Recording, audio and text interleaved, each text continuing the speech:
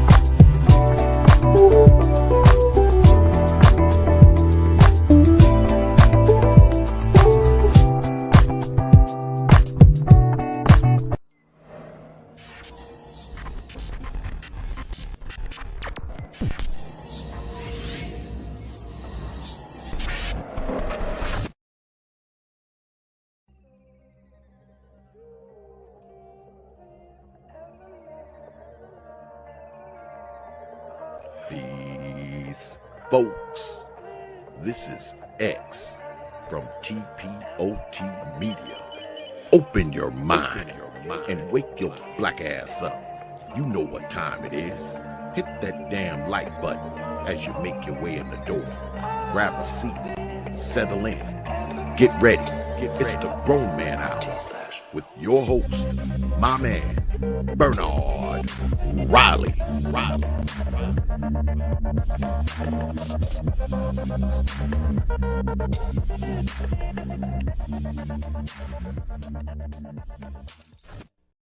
All right. What's going on? What is going on? What is up, good people? What's up, good people? We are back. Shout out to the early bird squad. Those of you to make it in right and early. The RG3 in the building, the real RG3. That's him. Mark Johnson in the building. Shout out to Misanthropic Altruist. Let me make that bigger so I could see it. I'm probably going to botch it anyway. Probably going to botch it regardless, but let me make that bigger on the screen. What does that say? It says Misanthropic Altruist. I don't know what the hell that is. I don't know what the hell that is. But John 81101 in the building, John Dokes says, finally caught alive. The Clue channel in the building. I think you was trying to come up yesterday. I apologize. I didn't get to you before you dropped down. Hoop Jargon in the building. Salute, salute, salute. And shout out again to RG3s. Oh, all right, let's go ahead and get into it. Sorry. I've reached that point where, there's something started happening when I start closing in on 40. My nose hairs start growing, and they will grow, and they will like start getting entangled with your mustache hairs, and just be tickling the shit out you. It will be tickling the shit out you all day. So when y'all see me doing this, I ain't been doing no white powder in the back. No, that's my nose hairs and my mustache hairs interacting with each other, irritating the fuck out of me. But all right, y'all didn't need to hear that, but I felt like I needed to explain why I'm going to be doing this all show, and I'll probably have it straightened out by Monday. But anyway, you ain't need to hear all that, did you, Hood? So just to be clear, you weren't doing coke in the bathroom. I was not doing cocaine in the bathroom. All right, cool. Just checking. All right. So, all right, let's start the show. Let's start the cocaine-less show. The cocaine-less show. But, it sounds boring when you say it like that, actually. All right, okay. Maybe a line, maybe like a half a line of coke. I don't even know if that's a thing. Just a bump, just a little bump, not even a whole line, just a bump. Yeah, I barely know the lingo. But what's up? What's up? What's going on, man? This is I watched. I haven't even seen a lot of the stuff that you sent me. I take that back. The first video was a doozy. The first video was Scott Adams. Yeah, the Scott Adams. That was a doozy. The part that jumped out to me was the we just shouldn't hire them, and it's like. Well, Bernard, you gave me the task yesterday. You said it live on air toward the close of the show, and you gave me the task of coming up with a subject for today, a topic that had nothing to do with Pearl. You breaking up. You motherfucker. You're breaking up for some reason. But I did send you a text saying it could be adjacent to Pearl. But so in the way that this is adjacent to it is that this is a black woman. I mean, Freudian slip. This is a white woman who did hire a lot of black people for the Pan-Africans. Shouldn't have a problem with that. Black folks be complaining about white folks, they won't hire us. This is a woman who's going out her way to hire practically all black people, but then they're firing the complaint. They said they were called her slaves. It was interesting. She got her little slaves over African. there. Her little African slaves. Yeah, she said her Africans. Like she owns them, her little Africans that she's hiring. Hey, look, to be fair, black women will be a part of the show somewhere in Act 2 or 3, I guess. Okay. Man, I don't know what's going on. It's like your voice is like it's like it's like a weird like reverb or something. Let me reset. Give me a second. I'll be right back. Yeah, do what you gotta do. Do what you gotta do. So while we wait for him to reset, we'll I guess recap the wonderful whirlwind of white womanism that happened on two of my last three shows.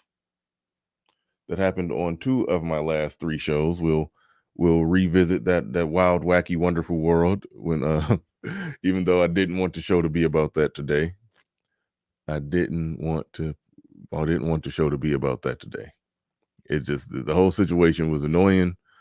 Not because they put it like this. If everybody just wanted to go at the white chick, then I just would have stayed out of it. But I felt like it was too many black men getting roped into it that had nothing to do with it, because everybody wants to use the black manosphere as the whooping stick No matter what kind of argument you're trying to come up with, the Black Manosphere is guilty. The Black Manosphere could be whatever you want it to be given the situation. If you want to say that you want to make an argument about murderous incels that can't get no pussy, you could charge up the Black Manosphere. If you want to make an argument about serial impregnators who's impregnating all these women and complaining about single mothers, you can blame that on the Black Manosphere. You could blame self-contradictory terms and situations on the Black Manosphere. So a white woman builds a YouTube channel, and then everybody said, y'all let her in here. Y'all let her get so big. Y'all let her. I'm trying to figure out what the fuck do anybody got to do with what she did. It's like they want to blame somebody for a white girl being successful at whatever her endeavor was that ain't have nothing, in my estimation, ain't have nothing to do with black culture, ain't have nothing to do with fucking nothing to do with black culture, and barely anything to do with the Black Manosphere. She did steal Manosphere red pill concepts and use them to her benefit. Ain't had shit to do with us. So it was just weird. And we covered that for 2 days, and I was like, shit, I'm through. I'm through. I had my fill, had all I could do, and I'm done. But the Clue channel in the building, reinforcing the stereotype. Pearl is God. Defend her at all costs. Shame on you. Shame on you. Shame on you. But all right, Hood Conservative is back. Hood Conservative is back. So let's see if he got that the reverb. That sound a little better. No, it sound exactly the same. Okay, is it y'all or okay, y'all let me know in the chat. Do Hood Conservative sound choppy? Like say something. Read the Clue super chat. Say anything. No, I know it's in the chat because I just went and listened to the replay. I know it's in the chat. No, whatever you just did, keep it up. It sounded good right there. Yeah, I know it's just some kind of glitch in the system. Yeah, but no, you sound good right now. You sound good right now. I don't know what happened, but last 2 sentences you said was good. So we're gonna soldier on. We're gonna soldier on. But let me just ask you out of curiosity, because I've kind of got baited into talking about Pearl on your little break when you had to go fix your shit. What relating to Pearl would you have even wanted to talk about today? Because what would you have wanted to even touch on regarding that? I mean, to be totally transparent, I figured just the nature of this topic, and if you play the Scott Adams clip, I think it'll be a lot easier to like have Pearl as the backdrop, right? Because on the one hand, like you kind of made the point, listen, she's hiring a bunch of black people, and as far as anyone can tell, everyone's thriving in that camp. So what does she get for her effort? She says one little joke, slightly, not even off color, just slightly joking about a sensitive topic when she said, I'm trying to bring my Africans to America. Like joking about getting her crew in an even better position in the world, and she gets called a racist for it. And I got a clip I play on my channel. It's like, you know what? It's Scott Adams talking. And it's like, it actually just doesn't make any logical sense to go out of your way to help black people. It just doesn't. And it's all starting to tie together. Yeah, well, that shit, the choppy shit started back. It started back for some reason. Yeah, it sounds like it's operating like a loose Ethernet cable. That's how it's operating. Like somebody's wiggling the Ethernet cable while you're talking. That's how it's acting right now. But while you do that, I'm about to pull up while you see if you can do anything about it. I'm about to pull up the first clip. And thank you for that clue, that $5 super chat. Thank you for that. I'm about to pull up the first clip. I like how you connected the two topics. I like how you connected the topic that we don't speak of. The topic that we are not to speak of today. I like how you connected the two. And Scott, the Scott Adams thing, is okay. No taxation without reparations. Wow. The FBA must be exempt from all federal income tax. I'm sorry, I'm all in there reading that shit. Okay. All right. I like the connections. I like the connection that you made there. But what I am trying to do for you, ladies and gentlemen here, what I am trying to do is pull up the money shot clip. Something Scott completely Adams. broken here. All right, that's the clip. That's the clip right there. So we're gonna get into that. I'm desperately hoping that Hood Conservative will get his get whatever his situation is figured out, because I do want to get his take on this. I do want to get his take on this, because there's something in, and I don't know how pro-blacks don't see this, because like they're instantly going to look at him as white supremacist, white supremacist, white supremacist.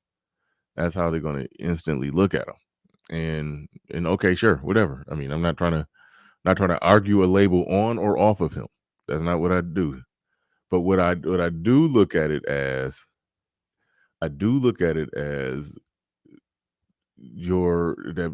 black people that are pro-black, that believe in they believe in some level, some degree of separation, but at the same time, they want black people to. I mean, they want to be hired by these white companies. They want to be hired, but they also want to be hired and simultaneously, call them racist, call them everything, while asking to be hired. And it's like it's a weird dynamic. It's a weird dynamic that we're about to explore here. But let me bring Hood Conservative back up. Hopefully he got it All right, together. let's try this one more time. Oh yeah, a little bit better. Sounds a lot better. For now, we don't know what's going to happen in a little bit, but it sounds a lot better right now. But so like let's go ahead and roll it while we got it. So anything you want to say while we lead into this clip before I push play? No, I'll jump into it. All right. There's something completely broken here. And the problem is that white men, in particular, are just shutting the fuck up because you're afraid of getting fired, afraid of getting canceled. I think everything's gone too far. I think that... All right, let me ask you this, and I think I've poked and prodded a little bit with you on this one. The act of white men shutting the fuck up and letting a lot of the anti-white male movement go on and give favorable, basically the push to give preferential treatment to everybody else, including white women too. White women are kind of lumped in with everybody. I mean, they got their foot in both worlds. Okay, they're married. They're married to white men, but they got their foot in the Rainbow Coalition handout world. They got their foot in that too. So white men, and he's going to get into it. I probably should have let it play a little longer, but I did want to pick your brain on this one. White men want to, they're being cowards and not saying anything, and they're letting that go on and on and on.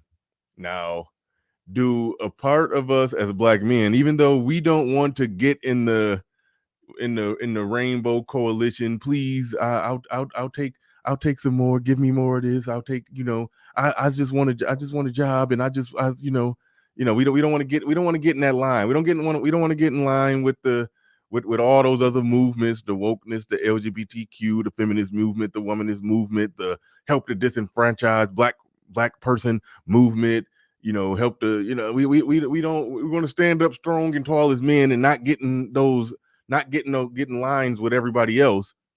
But at the same time, if everybody else is pushing to kind of move white men out the way or just browbeat them into giving up some of the power that the small percentage of white men have, giving up that power of getting them to, to basically neuter their nepotism. If everybody else succeeds at that, black men will be able to float in under that banner and possibly extract more shit. I mean, I'm making this is listen. Hear me out. That's what you think? That's what the fuck you think? No. I'm making the case that if white men get brought down, will that be good in some way for black men to raise up in some kind of way?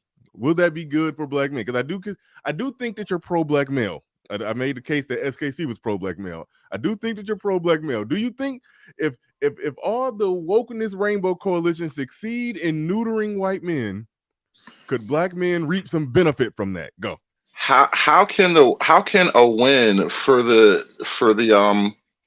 Rainbow Coalition turn into, and I do mean the actual rainbow, not the Jesse Jackson rainbow, right? The modern rainbow. They took that from black people too, by the way. We used to be the Rainbow Coalition. Now black folk don't want nothing to do with the Rainbow Coalition unless you out the closet.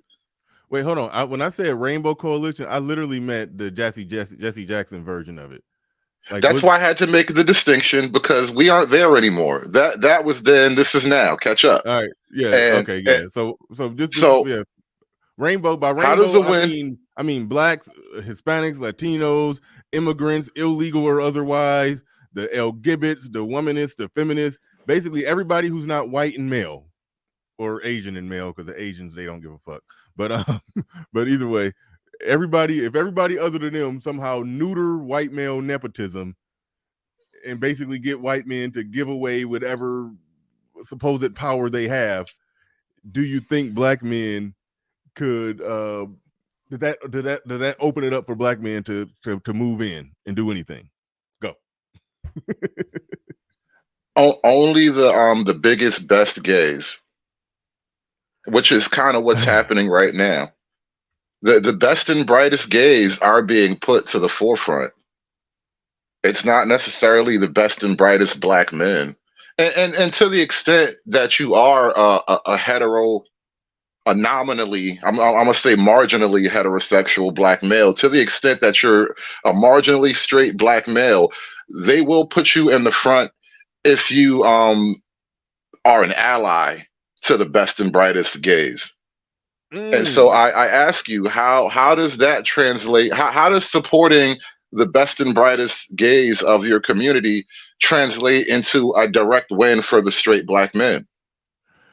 And what's happening? Furthermore, what's happening here is, when it comes to the white male, it's not just like the idea of, we're going to do a 1-for-1 swap and get that white guy out of there and hire this good black guy that we know. No, that's not what's actually happening. What's happening is white men are being attacked as an avatar for all masculinity, right? And so as they attack white men, the quality of masculinity across the board diminishes. And this is why you now have I'm going to be very careful about this, but this is why you now have such an aggressive rainbow coalition. They're not asking anymore. They're demanding, and you get in trouble if you don't give in to the demands. And this is all. It all started with dethroning the white male, so to speak. Yeah. No. Good answer. Good answer. The question that I asked you, I don't know if you watched my discussion with FD Signifier. The argument that I tried to lay out to you, I was still manning his argument. I think I made his argument better than what he did, because he basically said, get in line. I tried to smuggle in, well, if they get dethroned, can we, try to work our way into the top position, or into, he didn't even say that part. He just basically was making some, hey, get in line. That's the only way that the white supremacy could be defeated is just if black men got to help and just get in line behind the women, the gays, and the feminists. They basically just get in line. What's wrong with saying I don't want to win like that? There is a thing between men where it's like that. Yeah, you won, but you did it the bitch way. And it's something about winning like a bitch that I can't really get down with. I agree. I agree. So yeah, I tried to steel man that argument, and maybe there is a plan where one could argue, hey, let them work to neuter white men while strong masculine black men build shit over here and take a piece of and take a piece of the pie. Maybe there's an argument there, but the argument that comes from the other side is black man just get in line, just get in line and just help support the numbers of the black women and feminists and woke and LGBT and all that stuff. Basically, just get in line behind them. And Black Uru actually summed it up a lot quicker and a lot easier. He says it's never going to happen that way. We black men would just be changing old bosses for new bosses, and that's what it would come to. Instead of going to work for the white man, you're going to work for the gay man. Right. That's literally what's happening right now. And think about the other side of this, right? You say that they're gonna just put the black man in the white man's spot, but black women have been on record since like the day we got the right to vote, saying that nah, them niggas gonna treat us just like the white man. They literally said that coming out of slavery. So like once black men got the right to vote, and I'm basing this on an old quote from Sojourner Truth when she says that you have to give women the right to vote because now that black men can vote and black women don't have the vote, the black men will just lord over us the way the white man did, right? So that same idea has only grown and solidified from then. And now we want to put our future, our faith in their hands. We can't put our fate in their hands. All right. Good stuff. Is somebody, a golden child is asking, is FD Signifier going to debate Dr. T. Hassan Johnson? When is that going to happen? I heard on good authority that Dr. T. Hassan Johnson was not interested. And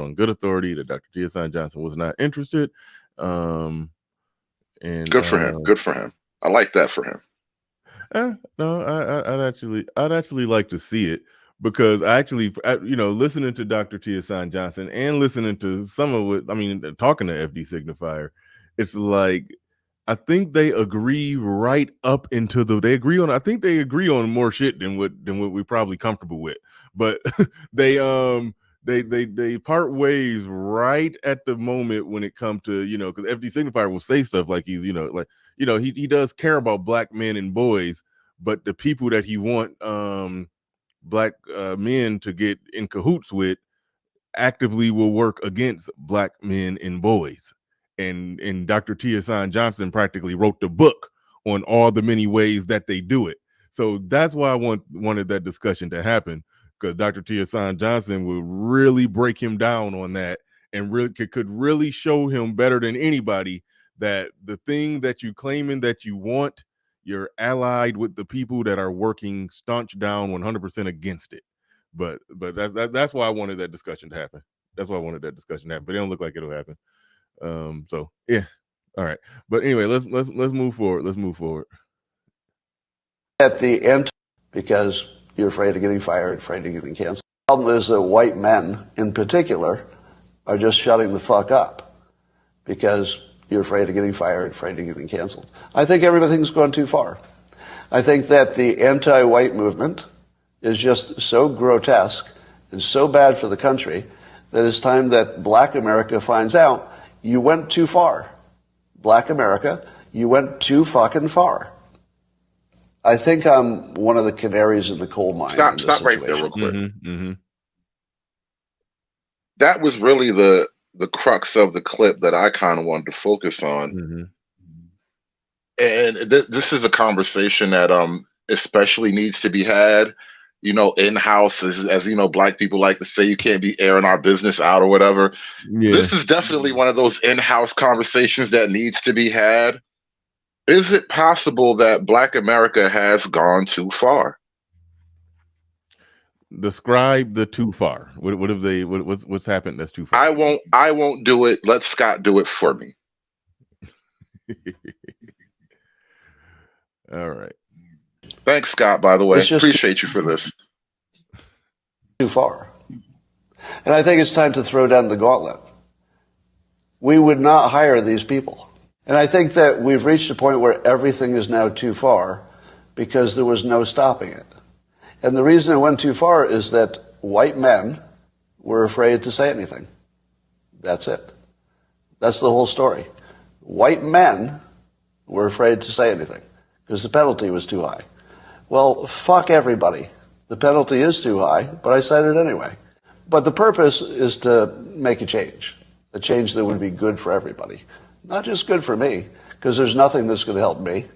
Right? I've sacrificed myself to the system at this point. So it's not about me. But If you're okay with where things are going, stay silent.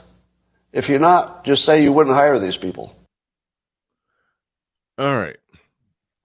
And this isn't even all of it. There's another clip with Scott Adams, and he's talking about the reparations thing in California, and he's gonna further go into why he's just like, you know what, fuck all that. And it makes sense though when you listen to it explained the way he explained it. Like, yeah, if somebody were to present this to you as what you got to do, you'd be like, fuck all that too. Let me see. Trying to get clips ready to go. Hold on. Now, this next one in the sequence, I don't know if this is the one you want to go to. It says something about the Florida NAACP wants to issue a travel warning to Black people. No, that's not it. It's another Scott Adams clip I sent you. And I'm sorry, I kind of was scrambling to figure out what I was going to do for today, and so I sent stuff like out of order and stuff. Okay, is it the one where a guy on the street is asking two Black women? No. Hold on. Maybe I didn't even. Did I even send it to you? Then hold on. Let me go back and double check. Make sure I got that clip. You could pull it up. You can pull it up yourself if it'd be easier for you to just drop it right into the chat that way. We'll probably get it up quicker. But you know, one thing that I'll say is it's a couple things. There's a part of me that one, I care about the problems of men, but sometimes, you know, when he's talking about is it okay to be white? I mean, personally, like I said, I don't shed tears or light candles for other people's problems or issues or whatever. I don't really care. But here's the thing. And I think the whole is it okay to be white thing, that's stupid. Like, you sent me a clip where they you know, a white guy on the street was asking asked two Black women, and one of them said, absolutely, hell no, that's not okay to be white. You know, she answered the question like bold, blunt, like that. And, you know, I don't care about, you know, white people clutching their pearls by that, you know, whatever, their feelings hurt, okay, whatever. But I do like to examine Black people. I do like to examine Black people. And what the hell? Okay, yeah, look like you're dropping that in the back. Yeah, you might have to catch up. Who the fuck says it's not okay to be white? Oh, you know, that's the thing. It was a poll. Bro, you so late, TVA. And that's the thing too. When you bring this kind of thing up to Black people, a lot of Black people have no clue of like what's kind of going on outside of Blackness. And so like there is this like simmering conflict that's just, you know, getting hotter and hotter. And most Black folk are caught up in, you know, I want my reparations and, you know, don't George Floyd me. And like, bro, there's a whole other side that you might want to pay attention to if you care to know how things are really shaping up.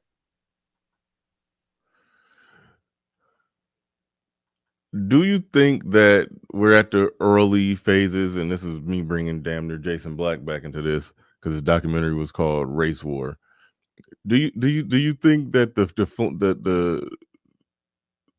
do you think it's at the early phases of what would kind of be a race war? Now, when people think about that, they always say, "Oh, it'll be a slaughter. We're gonna lose," because in their mind, the whole government is about to be at war against Black citizens. It wouldn't really be like that. It would be a faction of white people at war against all Black people. But do you think is that like do you think what Scott Adams is talking about is like the early phases of what could become that? Mm-mm. No, you don't. I don't predict like a full on open violent conflict. Like in my most fantastical imagination moments, yeah, that's always possible because we're all just, you know, really polite savages on our best days, right? So it's totally possible that we can just break down like that. But in reality, I think what's more likely to happen, because white people and generally they don't want to flip the switch, but when they flip the switch, it's all the way. And what I think will happen in lieu of just flipping that switch is like slow acts of attrition.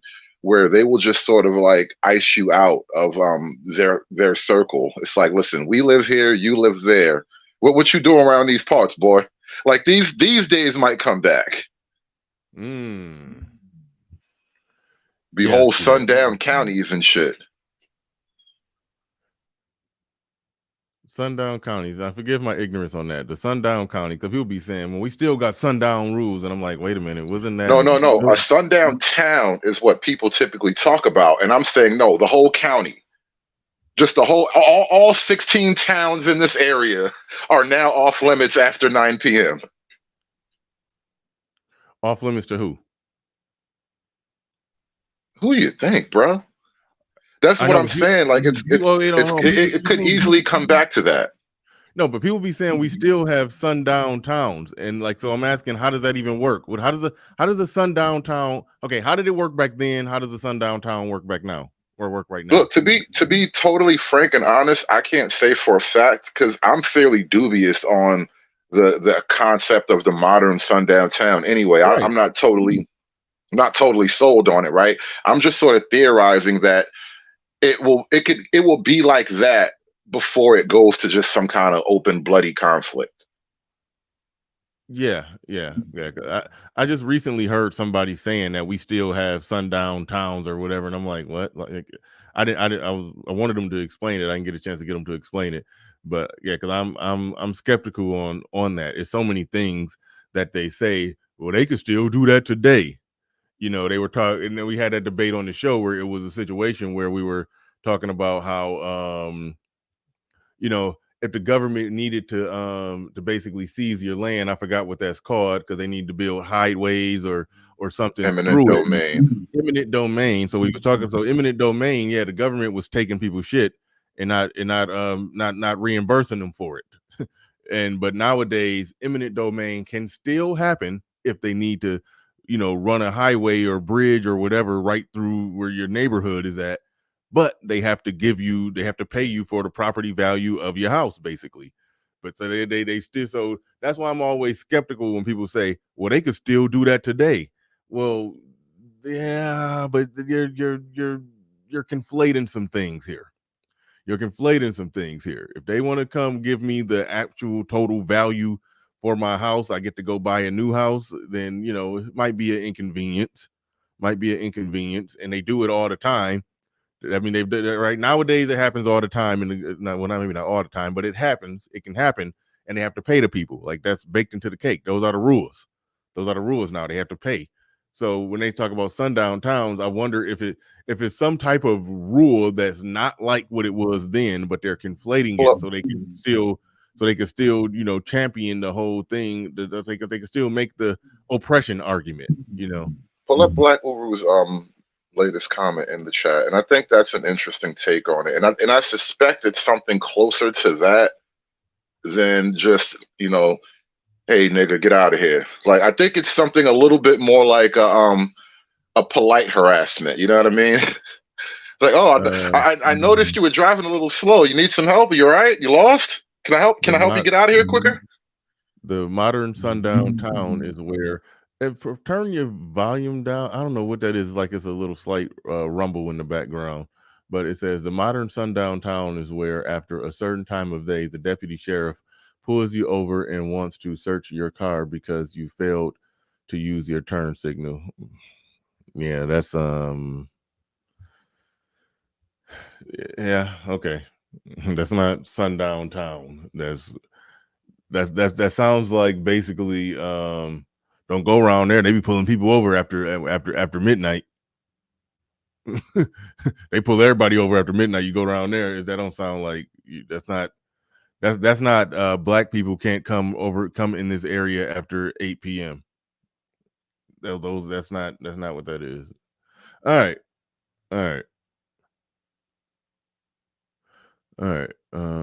Let's rule it. Give public congratulations. Once again, I'd like to give public congratulations to Gavin Newsom for one of the best political plays of the year. I've told you before that he, instead of saying no to reparations, Well, actually, this is more the San Francisco board. But the San Francisco board came up with the recommendations. So here's what they came up with. I was going to try to read it without laughing, but I don't know that I could do that. So the reason it's brilliant is that when you ask the people who Love are how the white man in laughs favor of at your reparations reparations. to come back with a detailed plan, you can know in advance that the detailed plan will just be laughable, like actually just laughable. And then you don't have to be the person who's against reparations. You're the person who tried to get a committee to come up with a plan. Well, it's not your fault if the committee came up with a laughable plan that nobody would possibly implement. Well, that's not your fault. So Gavin Newsom for the win. Here's the plan that the committee came up with. The San Francisco Board of Supervisors met Tuesday. This is from Fox News site. In official discussions on the reparations, with $5 million payments on the table for every eligible Black adult in the city. Oh, no, I'm not done. I'm not done. The board expressed, quote, unanimous support for reparations during the meeting. Yeah. You know, you got to imagine every time Black people actually carve what we would consider, well, not even me, I don't want to even be considered in that conversation, but when a lot of Black people get together and put together what they believe is a well-crafted, well-thought-out policy for reparations, you got to imagine this is how most white people feel when they read it. They just bust out laughing. These niggas.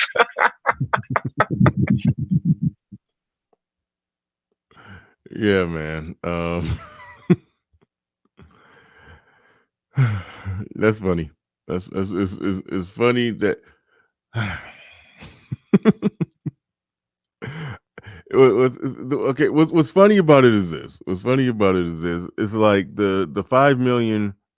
Yeah, it does just sound, just pull it out of the ass, just out of nowhere, and I'm getting at a loss for words to try to put it in perspective. I'm getting at a loss for words trying to put it in perspective here, because the San Francisco, there were the state that's doing it is a state that never exactly owned any slaves. Like there was no slavery in California. So that's where I'm trying to put it into words. But even though the descendants of slaves, they're all over the damn place. They're all over the damn place, all over the country. But it is something. It's something weird about that. It's California. Like let's look at it from that angle. That is California. I mean, I guess it's a national. Well, no. See, if it's statewide, I don't know how. I can't see how the state of California or San Francisco specifically could even be involved in that.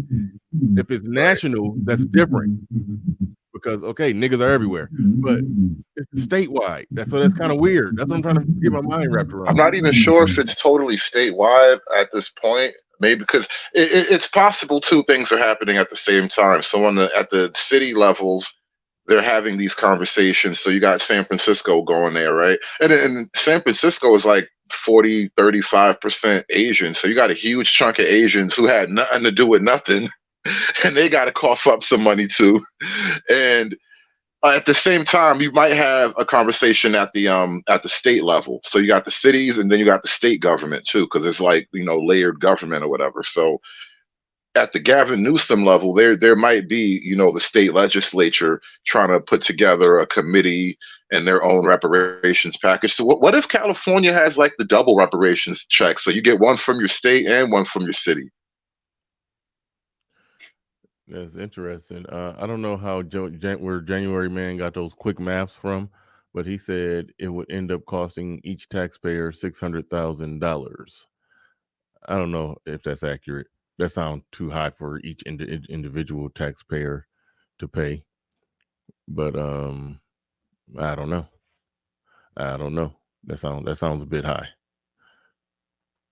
See what's being said right here. Letter Thomas Soul. Hold on. Mute up real quick. Yeah, Letter Thomas Soul or Coleman Hughes write a reparation proposal. No one will laugh then. I would love to see what someone like Thomas Sowell would think would be an acceptable reparations proposal. I think honestly, I think somebody like him, and this goes back to the Jim Crow versus slavery thing. I think a better argument, and I think somebody said this, maybe Ed that said this, a better argument could be made for why reparations are needed based off things that happened during Jim Crow than just saying anybody who's just a descendant of slaves. You know, there's somebody, put it like this, somebody could make a case of something that was taken from their family, some land, property. They still got the paperwork in a folder somewhere that, look, the government took this, so this would be worth $1 million worth of wealth right now that the government took, and we still got paperwork that we owned it, and it wasn't just a random white mob that took it. This was taken. This was you know, you see, they can make a case. You can make a case like that. That's literally my counter to the reparations proposal. My position is, if you can actually make a case and go back and say these things happened to my people, and you got the records and all that, listen, bring it to court, and I won't say a word. I will not have anything to say about that. But this blanket, just anybody who's black or blackish, you just deserve money. Come on, bro. That whole thing is weird on its face. Yeah, it's weird. It's weird, but you know, there's still a part of me that's like, if they manipulate them into cutting the check, then God damn it, they cut the check, whatever. But yeah, it is weird doing it that way. It's a logistical nightmare. I remember when we had Psychopathia on, and he was like, how do we even define exactly who's black and who's ADOS, who's FBA? How are we defining it? He said, if you got 3 black grandparents. Like that, like, I mean, that just seemed very pulled out of his ass. And I'm like, okay, so you like my Bro, black we are grandma? one day away from a paper bag test to get your money. That's all it would boil down to, is a paper bag test. Yeah. Yeah, no, I agree. I agree. That's why it gets weird. But I mean, so I'm glad we agree on that. That the Jim Crow and what was taken from, you know, essentially free citizens at the time, what was taken from them, and it was either the government that took it or the government that allowed it or whatever the hell. Yeah, if that can be proven, and I have no doubt that there's a great many of black people who can prove that, who can walk in, go to the Supreme Court or whatever court you got to go to, and can literally prove it. I have no doubt that they can.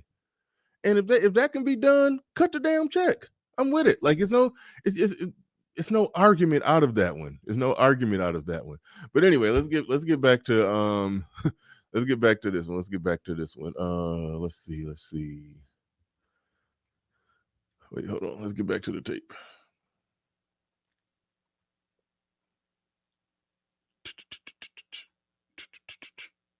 Even after Stanford University Hoover Institution calculated that the proposal would cost non-black families in the city at least $600,000 each. God damn. So that was Members of the San Francisco board also expressed interest in other forms of reparations, because that's not enough, for the city's roughly 50,000 black residents, including a guaranteed annual income of $97,000 a year for 250 years. For 250 years, each person. Of $97,000 in other forms of reparations. Is it not laughable at some point? I'm trying to make sure I heard it right. Hold on. Members of the San Francisco board also expressed interest in other forms of reparations, because that's not enough, for the city's roughly 50,000 black residents, including a guaranteed annual income of $97,000 a year for 250 years. For 250 years, each person. What is the average lifespan of a black resident of San Francisco?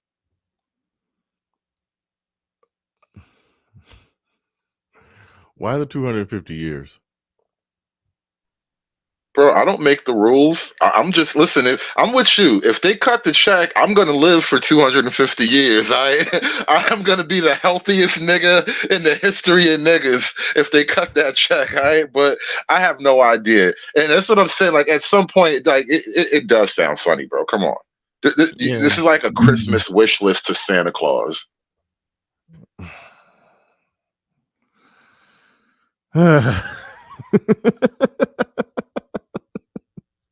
They got some educated. I mean, I wouldn't even say educated Negroes because everybody in there that was on the team to put it together probably wasn't even black, but they came up with $5 million for each San Francisco citizen, and an addition to 97,000. They didn't want to go to clean six figures. 97,000.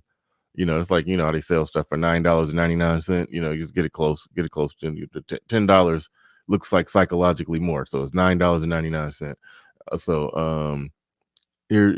so they came up with 5 million, and then 97,000 for the next 250 years. Yeah, you described that accurately. You described that accurately. A Santa Claus wish list. That's fairly accurate. That's fairly accurate. That's how that's coming off. Can't argue with that one. What we got in the chat room? He says Native American reparations are moot. Native American reparations are moot since vast majority of reservations are not sovereign and subject to federal control. Okay. I am interested in anybody.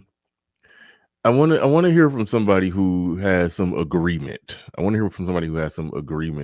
With San Francisco's proposal or what they're going to be doing. Like I was saying, if they convince them to cut the check, then God damn it, win for them, whatever. But it does sound like Santa Claus wish list.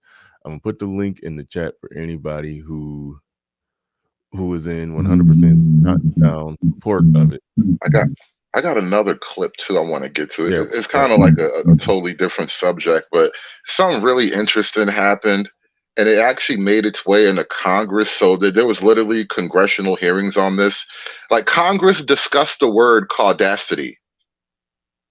Yes, and our government, our federal government, they had a conversation about the meaning of the word audacity, because a black woman who works in the federal government was making some hyperbolic tweets about the audacity of some white lady that she was working with, and it turned into this big thing now. And so, hey, let me drop the clip in the back chat. There's two clips actually. This is the news clip, real quick, telling you what happened, and then I got the other clip from the actual testimony in Congress. I was like, wow. I was watching this just a little while before the show started. Holy shit, I can't believe this is real. This is a real thing in our real government. This is your tax dollars at work right here. All right. Let me type this real quick. Hopefully that goes through in the back. All right, yeah, type it in there. If you have disagreement, come up and speak. If you have disagreement, come up and speak. I am curious. I want to hear what people have to say about that. I want to hear a logical. Well, and to that question, Bernard, too, not only if you have disagreement, just in general, to the question, have black people gone too far? I would love to get people's take on that question, because that's kind of the question that started this whole conversation this morning, and that was in the original Scott Adams clip when he was just like, you know what? These niggas gone too far. I've had it all. I've had all I can stand, and I can't stand no more. Well, white people giving all my life I had to fight speech to black people. Yo, it's so funny to watch this shit happen. It's like, wow, are they really oppressed? Like, I'm starting to look like, damn, are they really like? No, it can't be true. This can't be true. All right, let's. I see you down there, Black Uru. Hang on a second. I want to see what Hood Conservative want to do with this clip. Then after we gonna get through this clip. Then bring you right up. So let's roll this one. And who is Calissa Wingnut, you ask? Is she a professional singer? Imagine all the people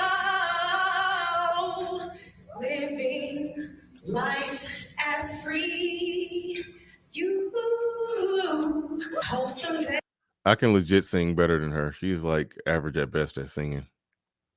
That you will join us, and the world will live as one. Okay, so she's not a singer. That's clear. You see, and you see how nice white people is. Like black people wouldn't have clapped if you go get up there and you sound bad. Niggas don't give you courtesy claps. It's like you gotta perform for us. And white people so friendly. They gave her a nice little courtesy clap. Remember the hook, the Sandman hook at the Apollo? Like that's how niggas do you. Ain't no courtesy claps over here. You gonna perform, nigga. You better get it right. Clear. Turns out Calissa is Joe Biden's chief equity officer for the DOD. She works in the education wing with kids, where it sounds like she's imagining a world without white people. Quote, I'm so exhausted at these white folks in these professional development sessions.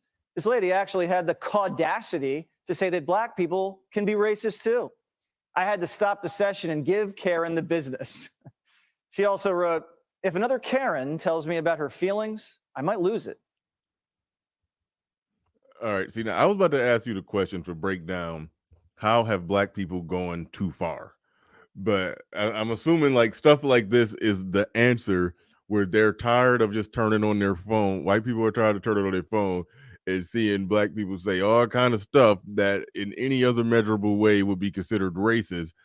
And they're just like, they're saying all this shit about us and we're not supposed to care or say anything back. And so they basically just get to the point where they just practically like, fuck these niggas. And that's what Scott Adams is saying. Stop hiring these people. Stop hiring these people. See if it's in government now. It's in government now. I just dropped another clip in the back chat. And this is what I was talking about. This is incredible just to think about. I wish SKC was here. I need SKC's take on this because this is a fascinating moment to watch. Like white people, in the white man's government are discussing why do you niggas hate us so much? You up here talking shit about what is audacity? Like they really having this conversation in Congress now, bro. Yeah.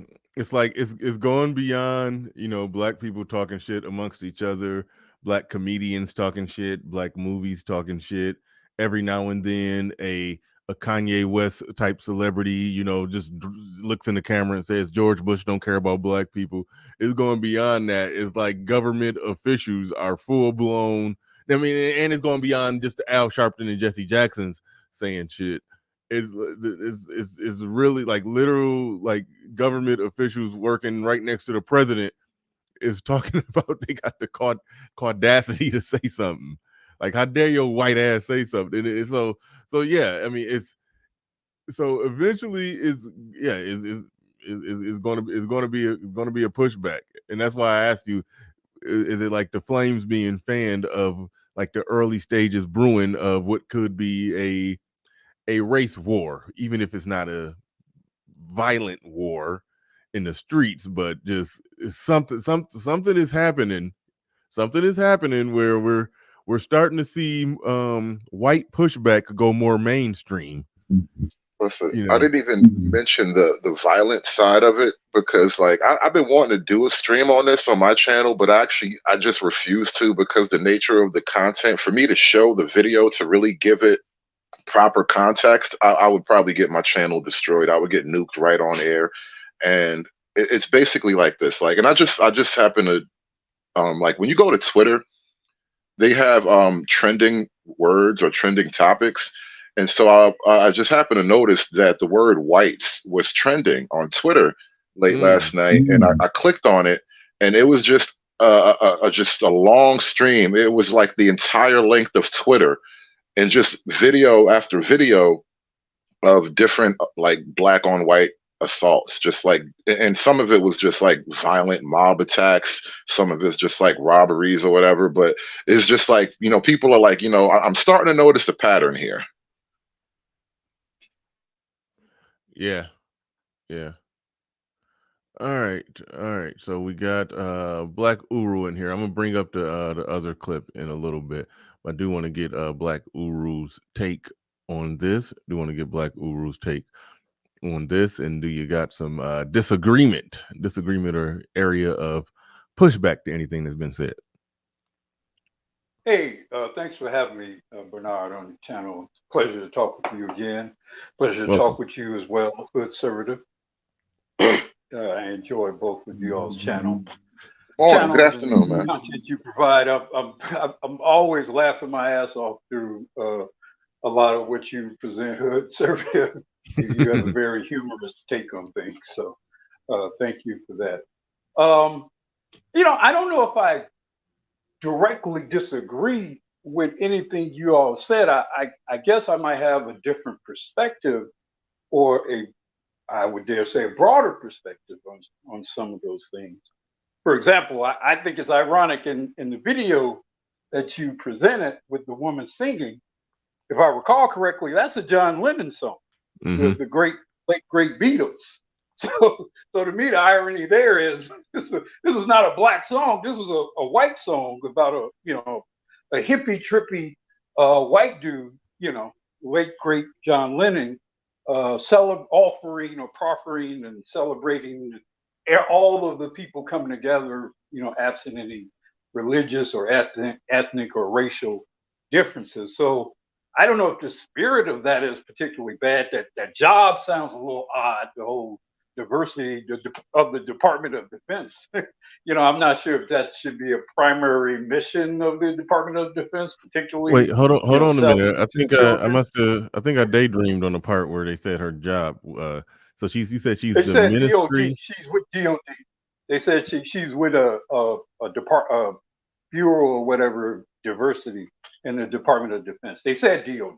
Okay, so now this is a interesting dynamic when the person who's over diversity. Okay, now if you're over diversity, that John Lennon song is an accurate song, but it's interesting when the person who's over diversity is very exclusionary or has a certain level of disdain for white people. So it's like it's not really diversity, it's really a takeover if it's going to be described let me accurately. know something that I think those of us who have been particularly in various corporate offices or settings might agree with. I don't think I've ever seen someone be the head of any diversity function that has not been a black female. I don't know if I've ever seen a brother be black. They're almost always exclusively black women. And remember what we were talking about? Free reign. They usually have remember what we were talking about you won't be the guy in charge. It will not be the black man. No. There's definitely going to be, when the new world order comes, our overlords, our overseers will definitely be black women and rainbow flavored people. That they'll be our overlord in the new world order for sure. So no, there's no, we're going to just kind of glide our way in the whole overturning of white male supremacy. No, that's not going to happen. We're not going to get any power in this country or world that we don't take and then preserve and protect for ourselves. Right, you got to cut it out and keep it for yourself. Yeah. And be willing to kill somebody to hold on to it. That part goes unspoken, but it's always true. Mm-hmm. Yeah. Mm-hmm. I mean, regarding the white guy, the cartoonist, it's interesting. He's kind of positioning himself to be sort of the authority about the general experience between black people and white people in this country. This whole so-called contentiousness between black people and white people in this country is grossly overblown. It's got this whole sort of BLMification of the image. We're either BLM or we're drill rappers or some shit like that. And neither of them represent the actual relationships, the actual lives of Black people, and in particular, the relationships between Black people and white people. The vast majority of Black people and white people in this country work very comfortably, productively together. Some of them even develop friendships with each other. I just spent some time a few days ago with a white guy I used to work with way back in the day at a gun range.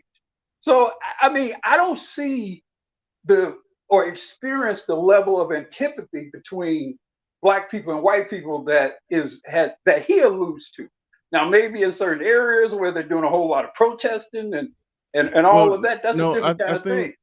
I think because we live online nowadays, and I think the Twitter sphere, the YouTube sphere, the Instagram post and all of that shit, it kind of influences the overall general zeitgeist, if that's the right word, of no, I don't approve that message.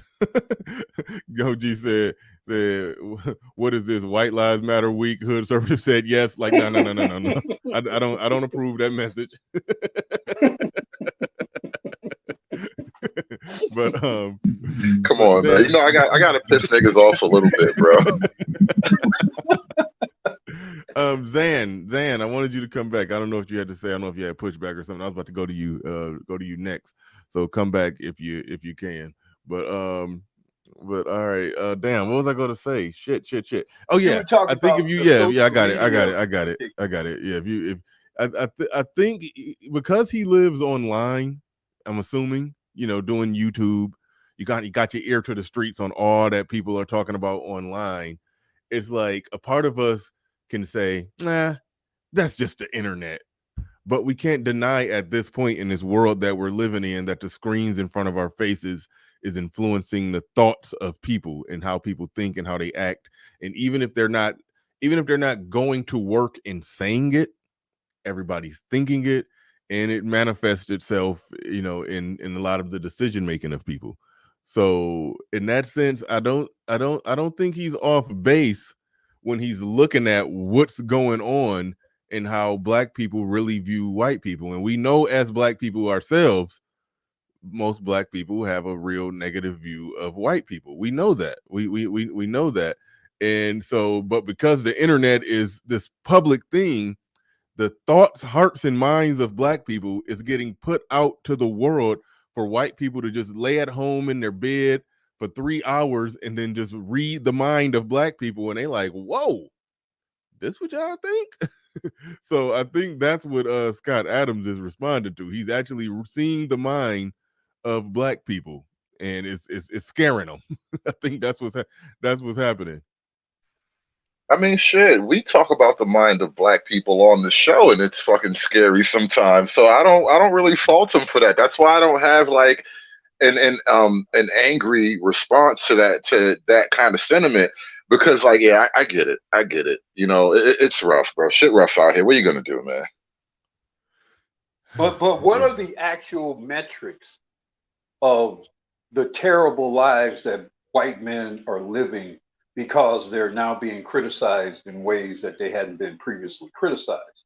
I mean, I don't see this material impact on the lives of white men such that because of the existence of BLM and George Floyd and all of what happened there, that their lives are sort of irreparably altered. And I'm particularly entertained by the notion of an old white millionaire, lamenting the fall of the status of white people, and especially white men. I consider that to be quite ironic, actually. That is actually a great point, and I would concede that point almost in its entirety, because it's not a direct one for one thing, really. It's just sort of like I would make it more like a frog boiling argument, right? You don't boil a frog quickly. You kind of just slightly turn up the heat in the water little by little, and I think that's kind of what people are like responding to. It's like, holy shit, the water's getting hot. It's not just one thing per se.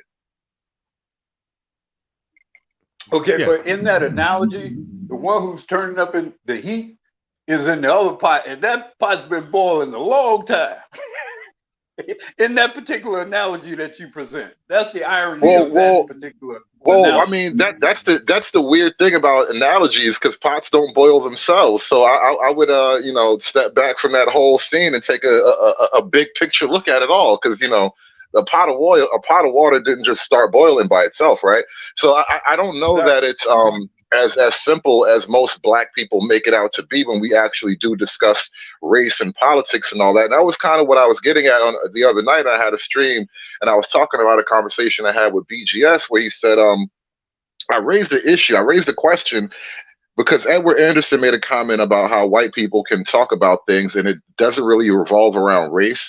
If anything, they're issues of class, and they can sort of like parse out issues more objectively. And I asked the guys on the panel that night, is it possible that Black people can talk about anything without making it about race? And BGS was like, no. And he like explained it. He was like emphatic about it and explained, listen, is there any element of life that isn't affected by race? Like, it's just what, everything about life for Black people is touched by race. And then he went on to say how, yes, it's true that white people can have conversations that don't center around race. And I'm just listening like, wow. This is something that's deeply tied into us. We think about this so much, and I think it has an effect on a lot of other things. Well, when you ask that question, I think what you should be prepared to do, if I may say so, is I think you should be able to prepare a very persuasive argument for at least 8 or several instances in which you actually believe that race does not impact the situation.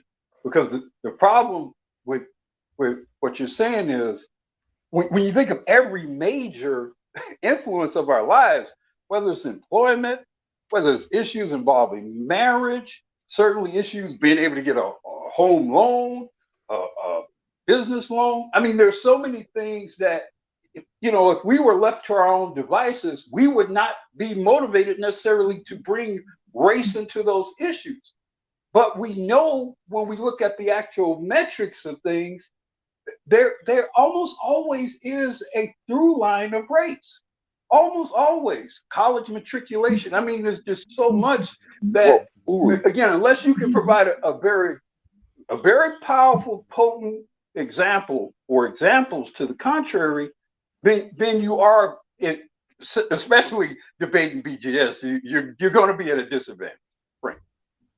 No, well, it was an interesting conversation, and I'm not going to say like anybody won or lost. I was just sort of there were a couple of fascinating revelations. Let's put it that way, and that was the main one for me that night when he explained that part. But I challenge you. Well, I would counter what you said by asking you how much is what you just said externally opposed by outside forces, right? And how much of that is internally imposed? Because from my experience, and like I said, Black people, we seem to talk about race and the politics and the borders of race and all that way more than other people. And so I wonder just how much of that is Black people imposing some kind of racial standard on Black people, and it has little to nothing to do with white people at that point. Well, I think it's more of an art than it is a science. I think it's kind of a dance. I don't think there's no magical formula that you can counterbalance, for example, race, especially if you're a Black man, race with individual action and ingenuity, let me back you up. Well, I'm just saying, because usually for most of us, race impacts us so very early in life, that even the path we take as we move along the course of our lives is impacted by that initial entree into the world. Well, let me say this, man. 'Cause like when you say it's an art more than a science, the thing about that with science is 100% dealing with facts. But when you're talking about art, you can take creative liberties. And that's why that's exactly my point. I mean, and some of those creative liberties will be sound and valid, and some of them won't be. And I think that's very much but there's the no such existence thing. of Black people in this country. No, the mere instance that you talk about racism and how or just race affects every aspect of our life, but when it comes to describe it, the second that you say that it's an art, you're putting it in a realm where you say it's an art, it's not a science. You put it in a realm to where, like with art, there's no right or wrong answer in art. Well, If you see what I'm saying. but they're not. Art can be very scientific and can be the product of science, but not exclusively such. For example, music has lots of scientific, mathematical elements to it. But then there's also the freedom and the liberty of unique individual human expression associated with it as well. With the relationships between chords and notes and etc. are scientific. But how an individual brings them and puts them together and they flow together, that's where you get your melody or your harmony that may be unique on into themselves. Okay, but okay, and good. I like what you said there. Okay, so it is a fact in the world that Black people on average are doing worse than white people or Asian people. Well, I mean, well, maybe when you add up all the poor Asian countries or countries where the people would qualify as Asian, maybe that's not accurate. So let's just say let's just do black and white. It is a fact of reality, like you said, with the strings, the mathematics behind the strings and the chords and blah blah blah. Okay, it is a fact of reality that Black people on average are doing worse than white people globally. Okay. Now those are the fact. Like it's a direct fact that's true, an observable fact that's true. But the artistic aspect of it comes into play. It's like you're basically saying when people go to explain it, that's where the artistic creativity and interpretation of these chords come together and make this sound, and it sounds right and it feels right and it feels good, and so you're basically saying like Black people are writing like musical symphonies. Let me see if I can provide you a very the oppression let me see if I can symphony. provide That's you a exactly what it distinct is. example of what I mean. You could have two very productive Black men who essentially hardworking Black men who essentially do the same thing or operate the same way, but one is in California and one is in Minneapolis. Well, if he's in California, one of them going to get town, reparations, and one of them not. I'm just like, there you go. Yeah, well, yeah, exactly. or is in St. Louis or whatever.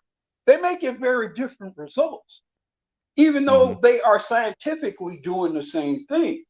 So the art comes in whether or not if I'm in St. Louis, I might need to operate differently than if I'm in California, even though I'm inclined to do the same and work as hard as the guy in California. That may not necessarily work for me in St. Louis, or vice versa. Actually, probably the better example would be vice versa.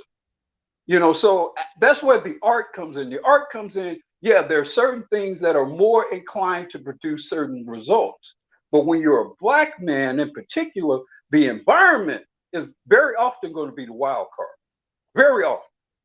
And that's where the art comes in, where you might have to make different choices based on the environment.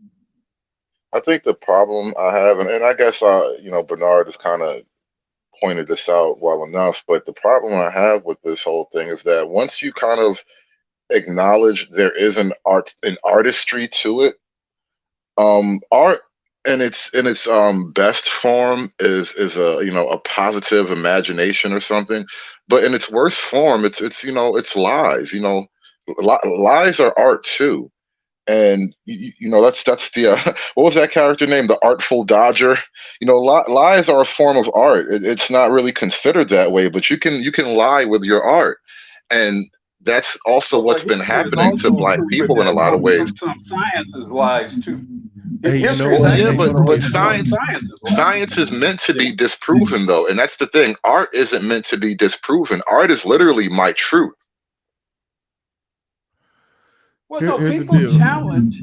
People challenge the quality of art all the time. That's why you have art critics. That's why you have music critics and visual art critics of visual arts and critics of movies. Of course, the quality of art is challenged all the time, just as the quality of arguments that are made by Black people happen, whether they're good or bad or valid or founded or unfounded, regardless of where they come from. They've been challenged. Dr. King's art was challenged, just as the Panthers' art was challenged. So, I mean, I don't think art is subject to not be challenged. The question may be more the criteria in which is being challenged and the mutual assent of that particular criteria. But art is definitely, I mean, what art is not, what significant art is not going to challenge your question? Let me come back at it like this. My problem with it is like, you give me a story, and this is sort of how Black people's relationship to history and the slave narrative and all that works, right? You give me a story like Roots, for example. We were talking about Roots the other day very much, and I get attached to the story, and the story becomes the reality for me, right? Mhm. That's the world I now live in, because you told me a story that was my history. And that's the art of it, right?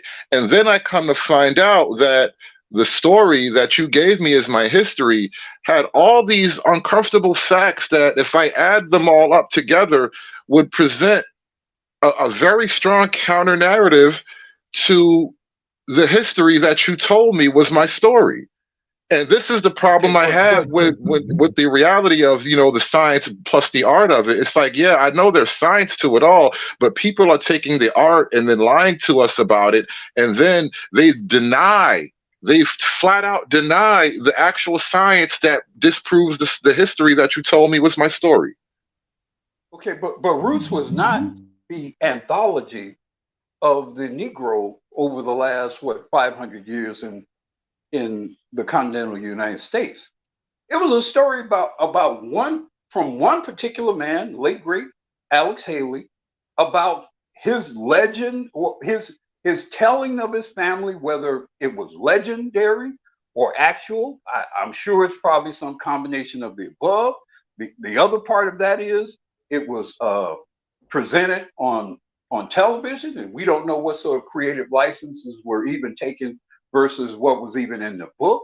So I wouldn't necessarily use Roots as sort of disqualifying the merits of myriad other sources of information about the true history of the American Negro in the American Negro. That was one man's story, popularized, serialized, in some very great ways and some very painful ways.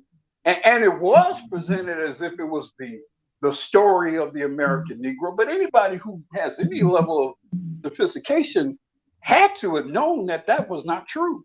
And especially those of us who are old enough and close enough to relatives and elder relatives and people who have passed stories along, they probably tell very different stories based in large part on what part of the United States they were in during those particular times.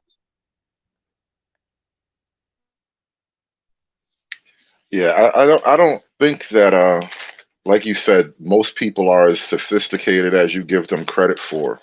I think that's just categorically untrue. That advertising wouldn't work the way it would if people were that sophisticated. What powered Roots was largely the autobiography of Malcolm X, because Alex Haley had also done the autobiography of Malcolm X. So he had an incredible amount of literary influence during that time. So his story, we may have had, for all we know, we may have had thousands of tens of thousands of stories that could have been told about the lives of the family histories of Black people.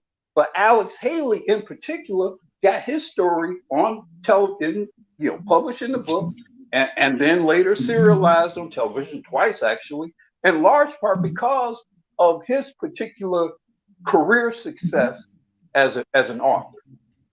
Let me run something by you. With the Grand Dragon of the Ku Klux Klan, that helped him a lot too. Let me run something by you. And this is a concept, but no, I do want to get back to that other clip that I had up, because that was just a whole experience in itself, and I want you to see that. But this is a concept that I joke around with on my show once upon a time, and you know how like Game of Thrones is like this big, almost like period piece. It's like some kind of back in time fantasy period. And I was imagining a production with that kind of value, but it was basically like, instead of it being like Roots and that version of the Black experience, they never told the story of like the biggest slave owners who were Black. Like there were a couple of people, some prolific slave owners in this country who were Black, and they were prominent members of their local community. They had, they held office in one fashion or another, and that kind of story would give us a completely different emotional connection to this thing that you call history. But Okay, but that would never be told to us, because that real story quick, doesn't serve the same. That story doesn't serve the same interest for whoever is producing these things in the first place, right? That story doesn't really give up the kind of power. It doesn't attack the power that they want to attack by telling that version of history. That is actually true. And hold on, real quick, before you say something, Black Uru, because I do want to let y'all kind of go back and forth on this. I'm busy trying to find something that was relevant to the art discussion, but here's the deal. Yeah, with what you just said. Hold on, real quick, appreciate- Uru. I got you. I'm throwing it back to you next. What I'll say to that, because what you said right there, Hood Conservative, we've had lots of conversations about that, and we would view that part of history differently if we did. If they made movies about Black slave owners, we would view slavery differently, and it's a very uncomfortably high, not nowhere near the majority, but if you find out that 2% of slave owners were Black, that's still kind of an uncomfortably high percentage. But when you look at the history of it, you find out that it wasn't.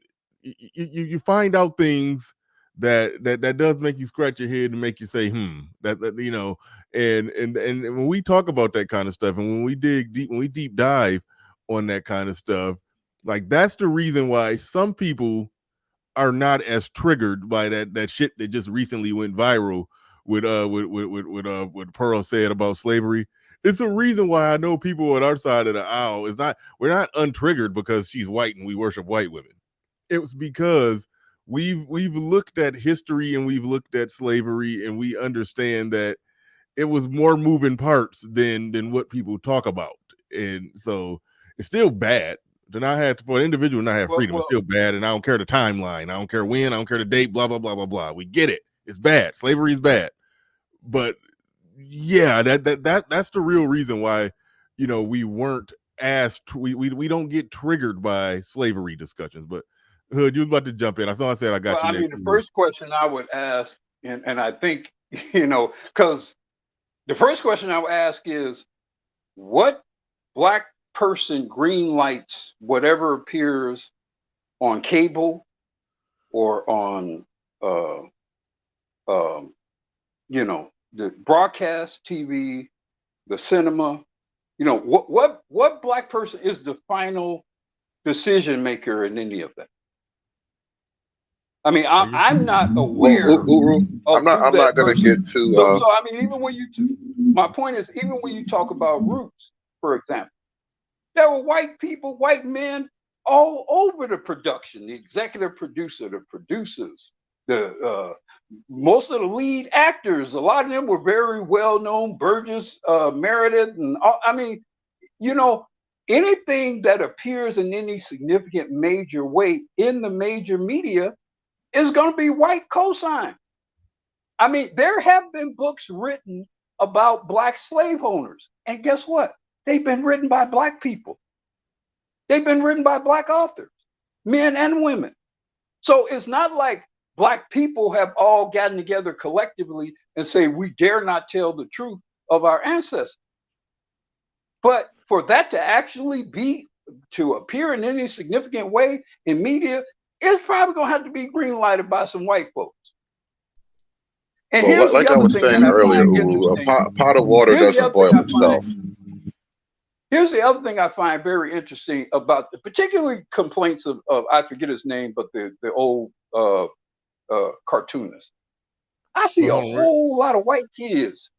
I see a whole lot of white kids in them BLM and all the today, in my view, today, the most anti-white male that I see is a white female. I don't see anybody collectively talking as negatively about, and they talk specifically about white male patriarchy and white male power and white male dominance. I don't see anybody. I mean, in fact, I would argue a lot of the power of a lot of these black movements, particularly recently, that we might take exception to, got white folks all over it. I was in Chicago seeing white kids at the front of the lines of all the protests that were going on throughout the last few years. I was in Indiana. I was in Indiana watching the protest movement about George Floyd. I'm not sure if I saw one black person in that group. Hey, you know what, Uru? This would be an interesting conversation to have one day on air, and I don't know. I would really be struggling to figure out how to add like video context to it. But who hates the white man more? Who hates the white man more, Uru? Black women or white women? Well, white women are definitely much more of a potent adversary and a complex adversary for white men than certainly black women are. And basically what white men are experiencing, and they don't know it, they're experiencing a coup d'etat. So are you, hold on, did you just say without saying that black women de facto love white men more than white women? I mean, I think they love what they think white men are and what white men offer more than white women do. I believe that, yes. I don't know if women actually love anybody, maybe other than their children, but in terms of what white men represent and what they think white men have to offer, I would agree. And that's because they have more of a fantasy view of it than white women. Okay. White women have I'll buy that. I get what you're saying. View of what white men are than black women in general. I think that works. All right, real quick, Technobility in the building. Let me read to these super chats real quick. I mean, shout out to Technobility. He says, "Is textbooks aristocracy?" Aristocracy. I think you mean aristocracy. Yeah, I got it right at the end. He said the wealthy just let you ninjas and trailer trash fight it out with the rainbows and finbots. Just as long as y'all don't scale the castle walls, we are good. It's a lot of truth into that. It's a lot of truth into that. That's exactly how it is. Yeah. That's exactly how it is. Yeah. I mean, just let you and him fight. That's what they think. Yeah. Jordan Turner in the building says, please view the most recent video of the black guy on the subway yelling at the white family and imagine if it were reversed. Yeah, I decided not to send that to the show because it's very like I mean, nobody got hurt or nothing like that. It's just one of those like inflammatory kind of videos. I don't know how you two might feel about it. Mm-hmm. Well, hold on, real quick. One more. Hold on. Freeman's Journal in the building. He says data can be proven stories. Data can be proven stories, just like the Sundown town mythology. Can anyone point out on a map a town in which black people are not allowed after sundown? Thank you for the super chat. Do appreciate that. Go ahead. I think you was trying to speak, Black Uru. Well, on this post here, like, and I said it in the chat, I don't think, you'll ever have a direct sort of, okay, Negro is 6 o'clock, get your ass out of town kind of thing. I think it'll be more subtle than that, where a certain time of day, if you are a Negro in the area and they think there's something that they can kind of use, like I say, you don't use a turn signal, or, you're speaking a little extra loud, or maybe you toss some garbage on the ground or something like that. That I do think you will in some areas have more of a heightened police enforcement on fairly trivial things to create a kind of environment in which That's that some people are less Uru, let me just devil's What? advocate you real quick. Don't you want to live in a neighborhood where the niggas are on their best behavior? That's fine, as long. I mean, as like, long as, why are we no, tiptoeing I'm around good with that. that? I live in the suburb. I'm good with that. I'm just saying, don't just target black boys. If the white girls are screaming and acting up, if the white boys are peeing in public or whatever, hey, as long as you enforce the same criteria across the board, then at least I can believe or accept that this is a standard, or this is what we're all operating under. That's not my issue. My issue is when it's clear they're going to actually skip past Brad to go after Daquan, because even though Daquan and Brad are doing the same thing. Yeah, either way it still goes back to that thing that you brought to the table of the discussion with the whole, artistic, the artistic creation. You're basically calling it a sundown town. Sundown towns still exist. Well, how do they still exist? Well, because they're more likely to try to pull you over, say there's no turn signal, but where you going, where you headed? They're they're in an unspoken, unwritten, unmeasurable, unquantifiable way. They're gonna poke and prod and fuck with you a little more, and we know they're gonna do it because we know they're gonna do it. It's like. So it's you can't you basically could just say over here in that area, the police be tripping over there after dark. I mean, but sundown town, that's still a stretch calling it that. Still a stretch calling it that. Well, I mean, if you're asserting the most, I guess, literal definition of the word, I would concede that point. But I think, as I was saying, and I think Hood conservative agree, I don't foresee us going back to Jim Crow per se. I foresee it being much more indirect, much more subtle, much more. I foresee it being much more class-based. But the problem is when you make some class-based, you're very often by default or de facto making it race-based because of the obvious disparities in economic classes amongst the races. So you don't have to write the shit in law to have the effect of that particular thing. And I see that being backed up by private security. What exactly. Do you mean? Yeah, I foresee that too. I foresee many more communities, wealthier communities, going more to private security, and they have their own rules about legislating activity. If everything's private property, then I can dictate who comes into this particular community, that sort of thing. I foresee that more of that kind of thing happening. Gated communities, I see more of that kind of thing happening. Yeah. Yeah, I mean, it's true that that's what gated communities are for. Like that's legitimately what gated communities are for. But trying to implement something it's almost like it's a class thing. You have to make enough money and be successful enough to really separate yourself from the shit. If you don't make enough money, if you don't reach that particular part of of society, class, status of living, then you don't get to fully separate yourself from people that you would deem to be a problem. But what happens when, like the cartoonist said, well, white people shouldn't hire black people? So even though I'm a brilliant, PhD mathematician, I'm just not going to hire you because you're black.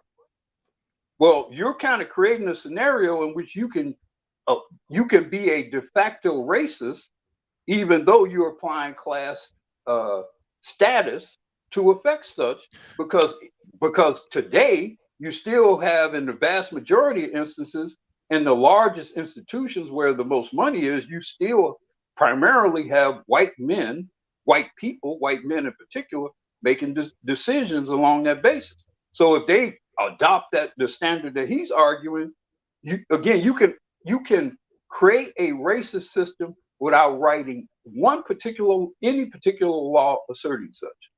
Yeah, and I'm glad that you took it back there because me and Hood Servative was talking. That was at the tip of my tongue. I wanted to actually listen, and that I ties wanted into to that video. I actually. want you to get it. Okay, well, we'll play that video, but we'll circle back to that whole, with him saying stop hiring these people, and we'll tease that one out. We'll tease that one out because that is something worth saying, because if he's saying stop hiring these people, that puts it in an area to where now he's swinging with the equally broad brush that I think black people are swinging with. And some could argue that, well, if they swinging with that brush, let's swing with that. Let's swing back with the same brush. But I do want to explore that. I do want to explore that because if he's to the point that, let's just say he's somebody in a position to hire some people and he's like, I ain't hiring no black folks, whatever. But for him to throw that out there that white people need to not hire black people, that's him basically saying every black person has this ideology. Don't hire none of them. That ideology is actually now in the federal government, and that's the problem that I kind of wanted to highlight. That's what made that clip so fascinating. That's why I keep talking about it, because I'm like, bro, I don't think you realize how significant of a moment this is. Like, the ideology is being addressed at some of the higher levels now, and it's gonna have some kind of effect. Somebody's got to win. All right, let's roll it. Person that works for you. What does caudacity mean? I have no idea, Congressman. You took 6 months to investigate one tweet. You didn't even figure out what the words meant? I didn't investigate the thing. She's a DOD. Well, you said in a Fox News article that you were going to take 30 days and investigate, and it took you... Okay, given the backstory for those that just made it in, black chick that worked for Joe Biden, she's the director of diversity, and she tweeted something like saying this white person had the caudacity to say that black people can't be racist. I told her, I gave her a piece of my mind or whatever, something like that. She tweeted something like that. And then so now they're in seemingly, I don't know, the halls of Congress. I don't know where they at, having an official meeting on this person's use of the word caudacity in a tweet. And there it is right there. It says these PD sessions, this lady actually had the caudacity to say that black people can be racist too. I had to stop the session and give Karen the business. We are not the majority. We do not have power, even though she's in a position of power to check this white lady. Anyway, a thread. Why ask for assistance? But anyway, so they're discussing that. I would like to go back to the tweets of the racist person that works for you. What does caudacity mean? You know what? I think I'm sorry, I keep interrupting the video. Someday we're going to see a black president literally say, well, black people do not have the power to be racist. That's going to happen. Bro, you know it's coming. Kamala would be the first, but she's dumb. She can't really get across the finish line. But yeah, it is coming. Yeah. Oh, if Biden have a heart attack, the clock, the ticking clock on that is shortened, because Kamala is the one that would say that. She would say that. I think Barack was smart enough not to say that. Barack is smart enough to see the problem with saying that. Kamala would just let that come right out of her mouth while being the sitting president. But anyway. I would like to go back to the tweets of the racist person that works for you. What does caudacity mean? I have no idea, Congressman. You took 6 months to investigate one tweet. You didn't even figure out what the words meant? I didn't investigate the thing. She's a DOD. Well, you said in a Fox News article that you were going to take 30 days and investigate, and it took you 6 months. In a 6-month investigation, you guys didn't learn what caudacity meant? I think you know. I think every person that's going to watch this exchange knows you know. She's trying to lash audaciousness with someone being Caucasian, isn't she? I have no idea, Congressman. Wow, what an investigation. When she says PD sessions, I will say I did not do the investigation. She is a GS employee that's employed by DODEA. Well, DODEA conducted the investigation. Gosh, the Pentagon told Fox News Digital that Gil Cisneros would provide a final decision in 30 days. So so someone at the Pentagon is throwing your name out there as being responsible for this. And now it looks foolish that you're suggesting you don't know what that means. Well, I would say that hold on. that PD quote did sessions. not come from Let's me, go and I to don't know who this, that Mr. came from. Cisneros. What's a PD session?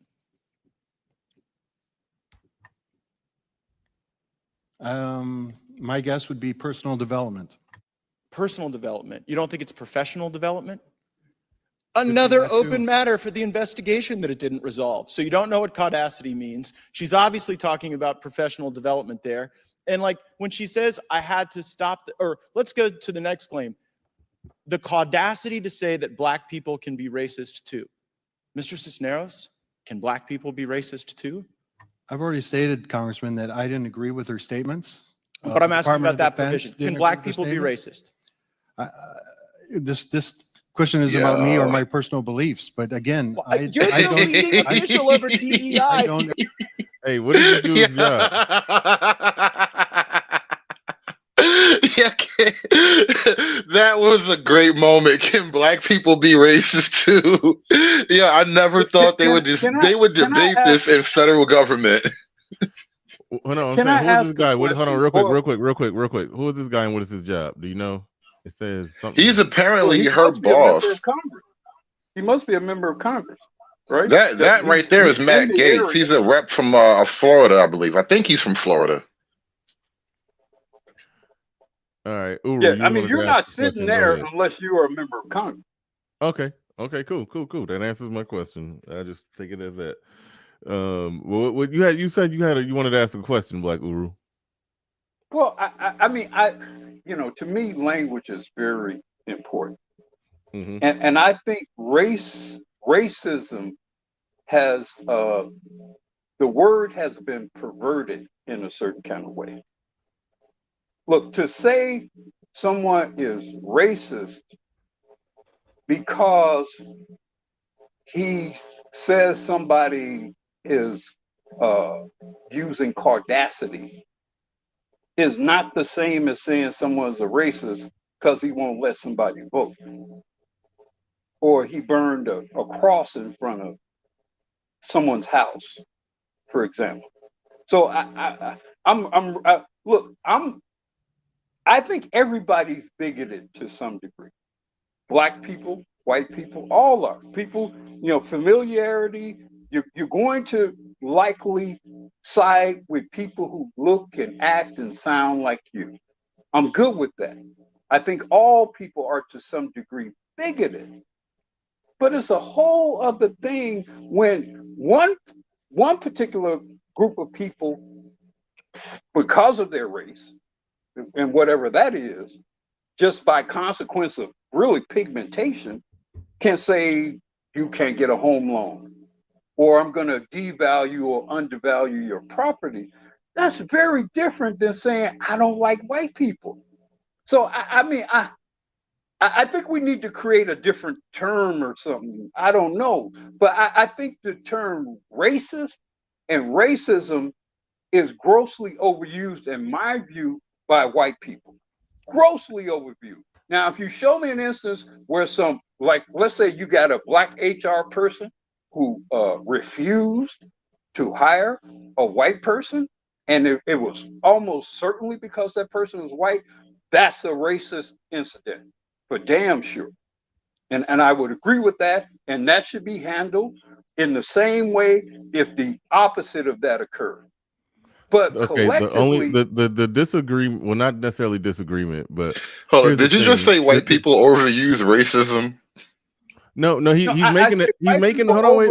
They overcharge black people with racism in incidents or instances in which black people have no power to materially affect their lives. So essentially, he agrees with the woman who called out the caudacity of, you essentially agree. Here's the thing. When you say that racism should be viewed as, this white person has the ability to say yay or nay on whether or not you can get a home loan. The thing is, when black people call white people racist, they're just not talking about practical yay and nays on whether or not this person can exercise some some life, liberty, pursuit of happiness. I They get agree. called racist. That's why I say the word. Understand, Bernard. I'm not saying white people are the only ones who overuse the word. Black people often overuse the word too. If you use the word, if a white guy uses the word nigga in a rap song, I don't think that's racism. I might not even think that's bigotry. I might just think that's creative artist license. I get what you're saying, You know, but put it like this: if black people, if we want to push for the term racist can only be used when somebody's in a position of power and denying something from somebody, then if that's literally the only time, like put it like this: on one hand, black people will advocate for it to only be used in that way, but in all practicality, they use it in every other way. But then when somebody try to use it against black people in the way that they liberally use it against everybody, then they cop a plea and say, no. It's only racist if done like this. Okay, well, why are you calling this person's so-called microaggressions racism? So I think a lot of microaggressions are not racism. I know, I understand. I think a lot of them are just people having different cultural perspectives and cultural experiences and whatever. I don't think all microaggressions are tantamount to racism. I don't. Okay, and that's fine, and I'm with you on that, and I accept that that's how you think. In fact, but in general, I think a lot of them aren't even fucking aggression. I think a lot of them aren't even aggression. Exactly. So this is what I'm getting at. If one wants to make the argument that the woman, the head of the director of diversity for some high presidential position or whatever, I don't know, I forgot exactly what it is. I think she's just the national director of diversity and hired by the Biden administration. If someone wants to make the argument that she made that black people cannot be racist because black people have no power, then the only time that racism should ever be used is when somebody abuses power in a situation where they don't give somebody a home loan who's qualified for it. But I put it like this: racism would practically disappear from society if people only used it in those particular instances where you can look at it and measure it. I disagree. I see, and then that's hold on, real quick. Hold on, before you even explain it, your disagreement sort of proves my point that you still want to hold on to the ability to liberally call whatever you want to call racism, but then when somebody tries to liberally call black people racism, then you want to narrow and shrink the definition to abuse of power when somebody is trying to get a home loan. You see, so that's not what I support. Because my view of racism is if you use race that negatively impacts someone's quality of life, and we know if I use race, for example, in the example that you presented here, what I would do is look at the record of that particular woman. And if her record appears to present that she clearly has used race as the basis for making hiring decisions or promotional decisions or allowing people to participate in programs and whatever, if her record says that, then I would definitely call her, I would definitely say she's a racist. And now we've circled, now hold on. Audacity, I'm not going to use that. It's a weird, I don't think it's actually a real word. And it might reference to some sort of bigotry. It may. And what I also think is interesting about that is during the date of that, Biden was not president when she did that tweet. That was July of 2020. Biden was not inaugurated. You realize we've circled. Hold on, wait. You realize we've circled back to artistic creativity when you're saying that if we look at Biden got to do with this. Hold on, wait, Look, no, look, if I say, hold if on, I, wait, if I, hold on, if wait, I wait a make minute, fun, Let me explain why I said we circle back to artistic creativity when it comes to talking about racism. It went the second you say, don't look at the fact that she said caudacity, merged audacity and Caucasian together. This white person had the caudacity to say this. Don't look at the fact that she said that. Look at her hiring record if she's doing hiring preferential treatment, and then that's where the artistic creativity comes in, because one would have to say that I believe she hired this person only because of their race, not because they were qualified for the job. Well, were they unqualified for it? No, they weren't unqualified for it, but there were other qualified candidates who were not of that race. And then so you have to you got to kind of add stuff to it. Like that's what we accuse, white people doing. But you're saying this black woman, if she's employing some nepotism, which I have no problem with, black people using nepotism, and getting, and lifting up other black people. When you get into position, go and hire some black people. Hire some black people until they say something about it. Okay, just go ahead, whatever. But well, I have a problem with nepotism if they're not qualified or if they're not right. But the fact of the matter is that turns into a difficult thing. You're talking about a problem that I do want black people to have someday, where when we are in position, whether we've worked our way to a high position in a company that's technically owned by some white folks, or we build our own shit and we hire in people. I want to have that problem someday where they like, wait a minute, y'all are doing some racially biased hiring practices, only hiring black people. That's how I know we really made it. That's how I know we really made it.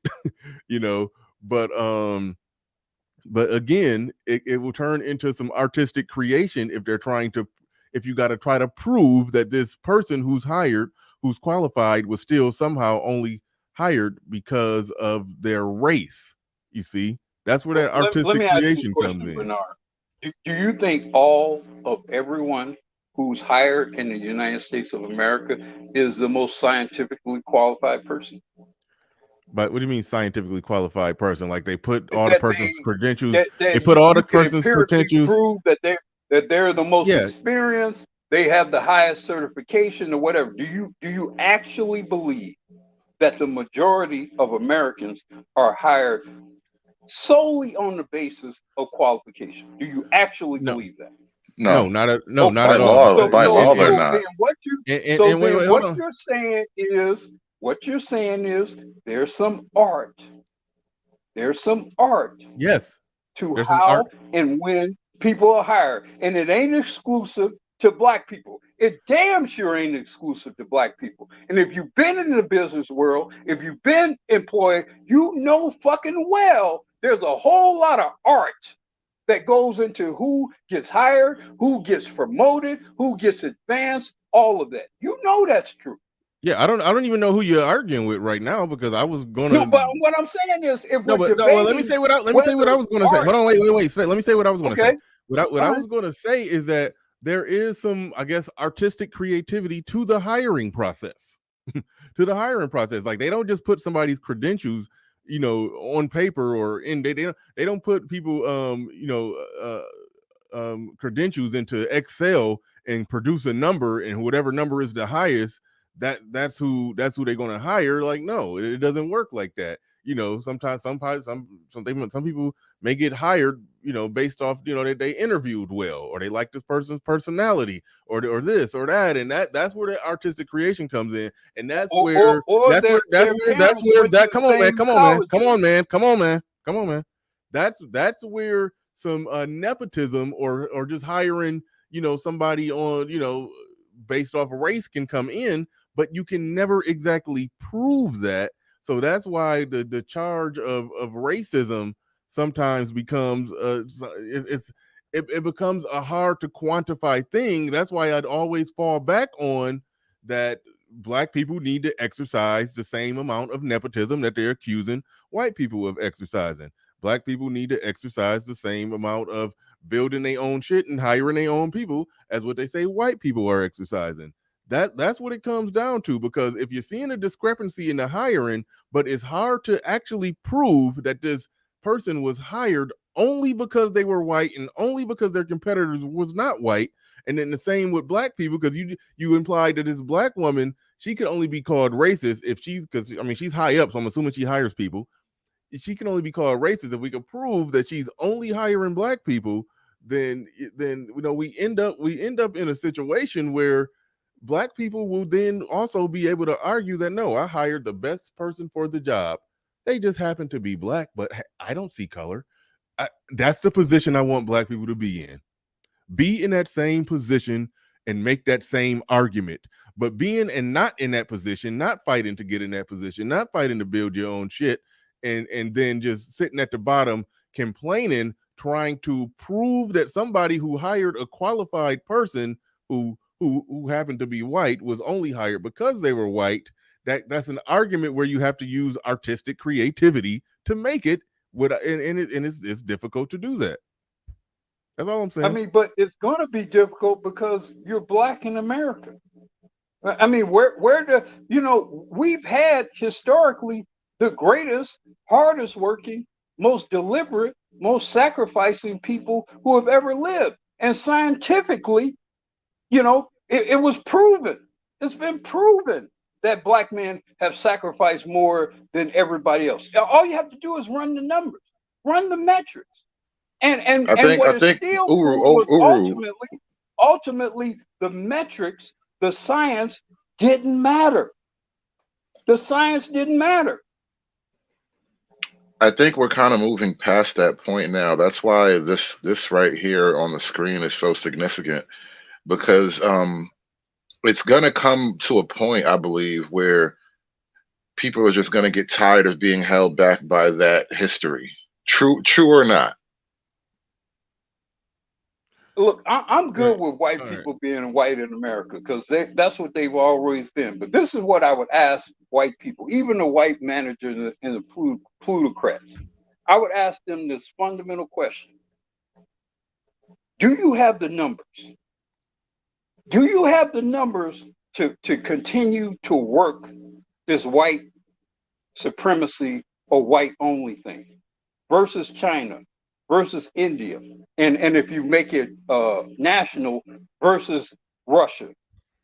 Do you really have the numbers to continue this bullshit? Let's say you don't even give a fuck about black people, like mentally or emotionally. You don't give a shit. Do you have the numbers? How many white people in this country in this country right now? 200 million? How many folks are in China? How many folks are in India?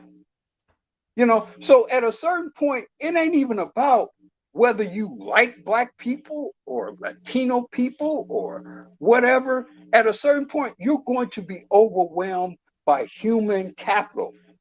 It's not white people were always a global minority, it's not cost beneficial to continue to work this white supremacist thing in America.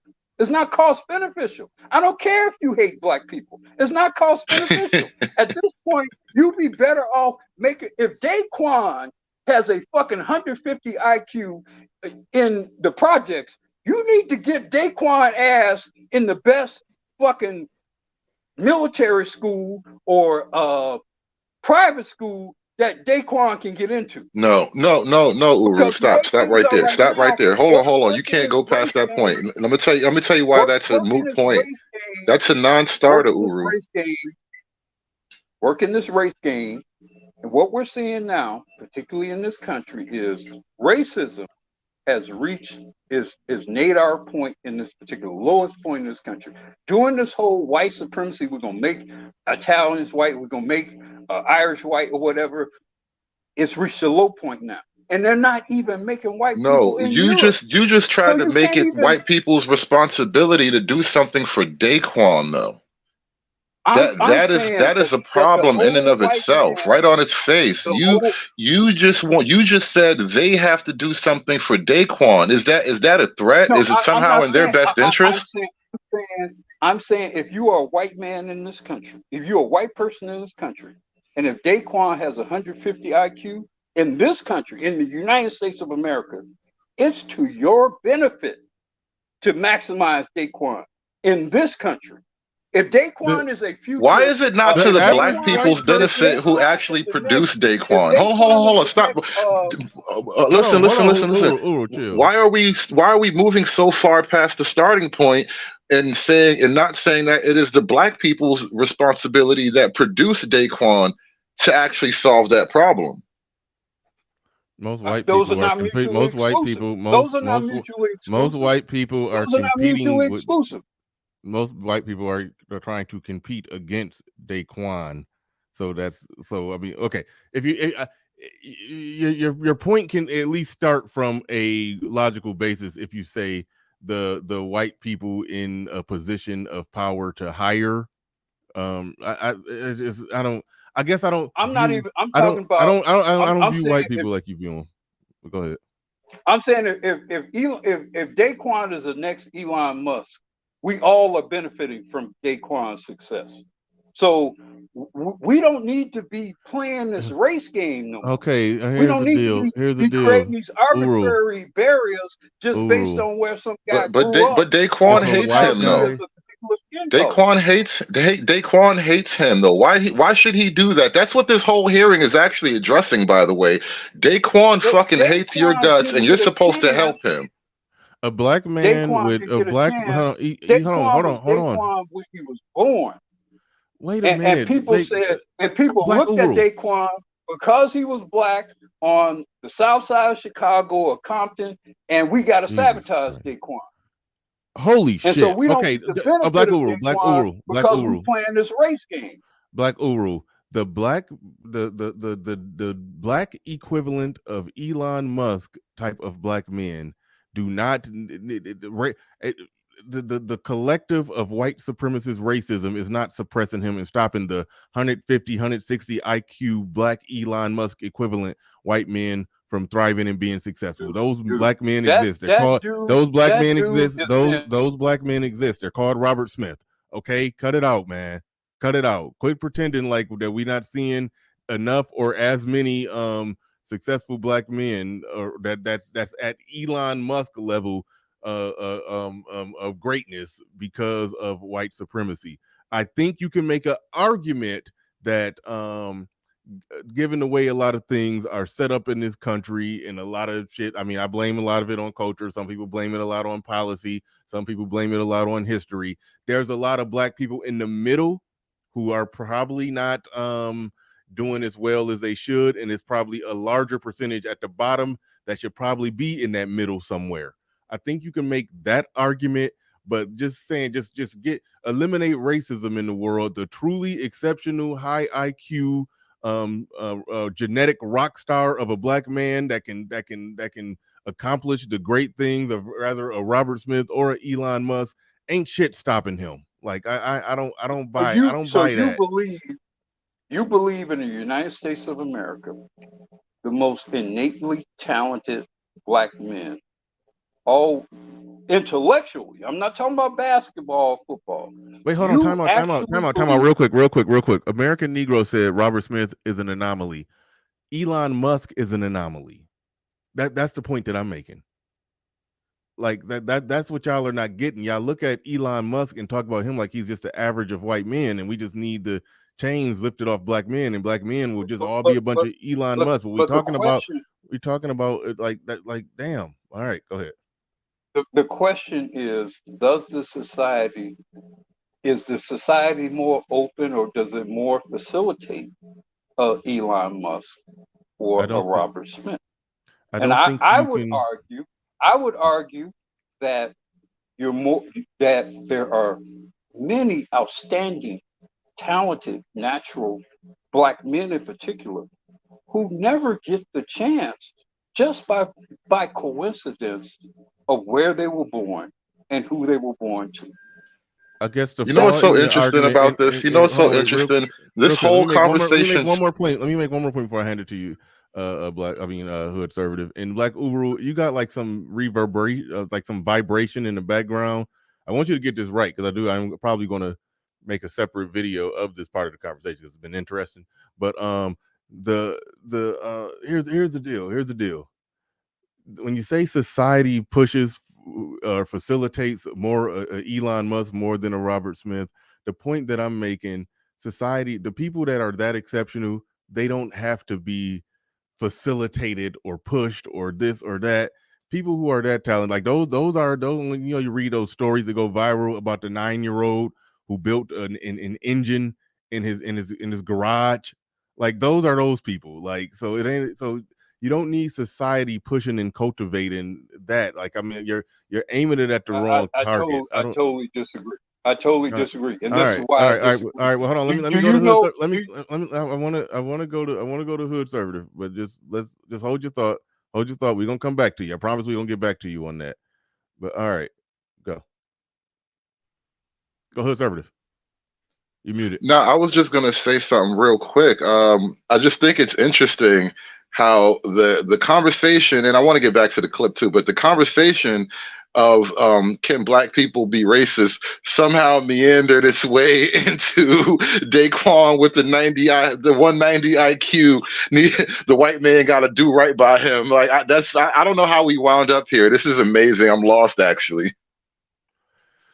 I'm saying we should have a society, or push to create a society more whereby Daquan with the 150 IQ is not compelled into following the path in which he ends up in prison.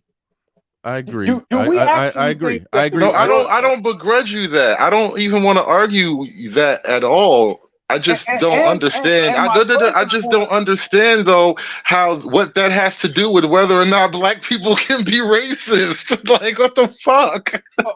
But my whole what I explained was that because this woman used this term audacity, I don't know how that's racist absent her actual record. I don't know how that's racist. I mean, but for all we don't know, need. But we don't need we don't. What if we don't need anybody's record to determine whether or not a white person is racist? We don't need their record. A white person can get deemed racist from a conversation taken out of context. Shout out to Jason Black. But it's like, but did I not say?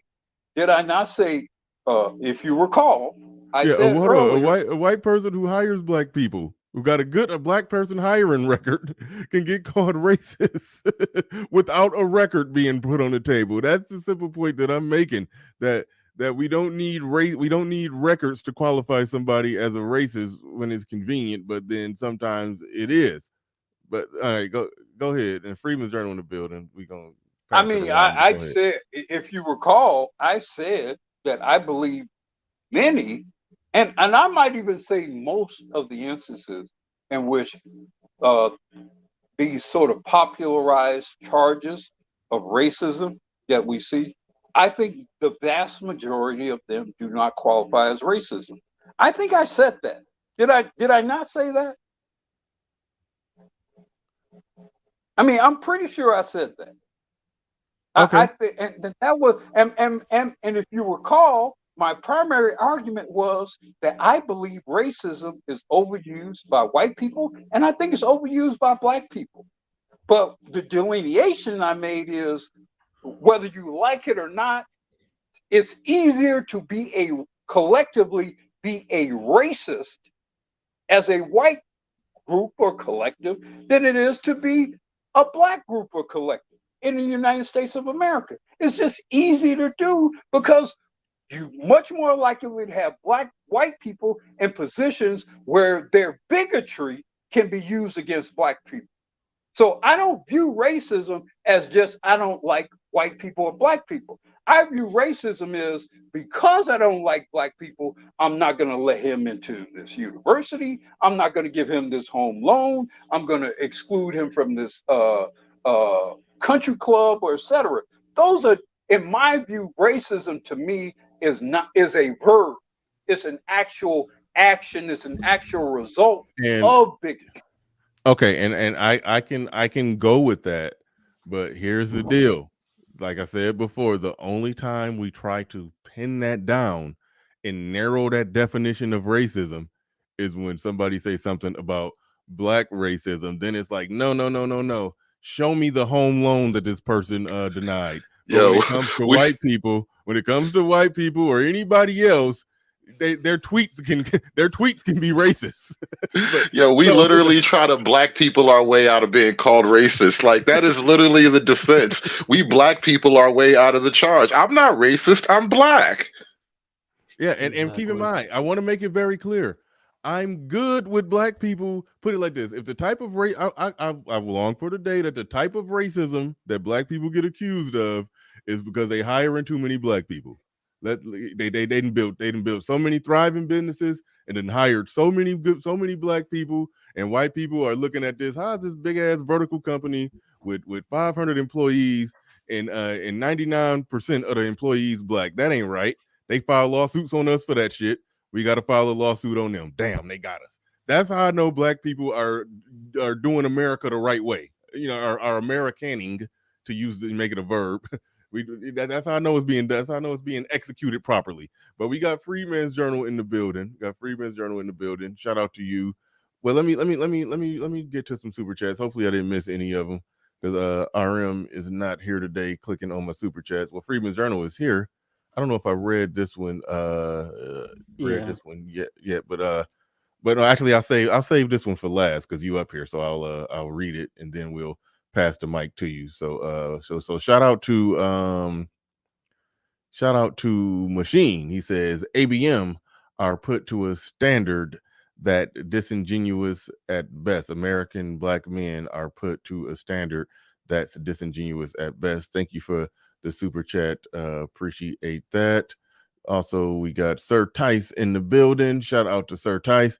Says, respectfully, Daquan, knowing the system is rigged, should know to stay out of the tentacles and outperform those he'll compete against. That's how we used to think.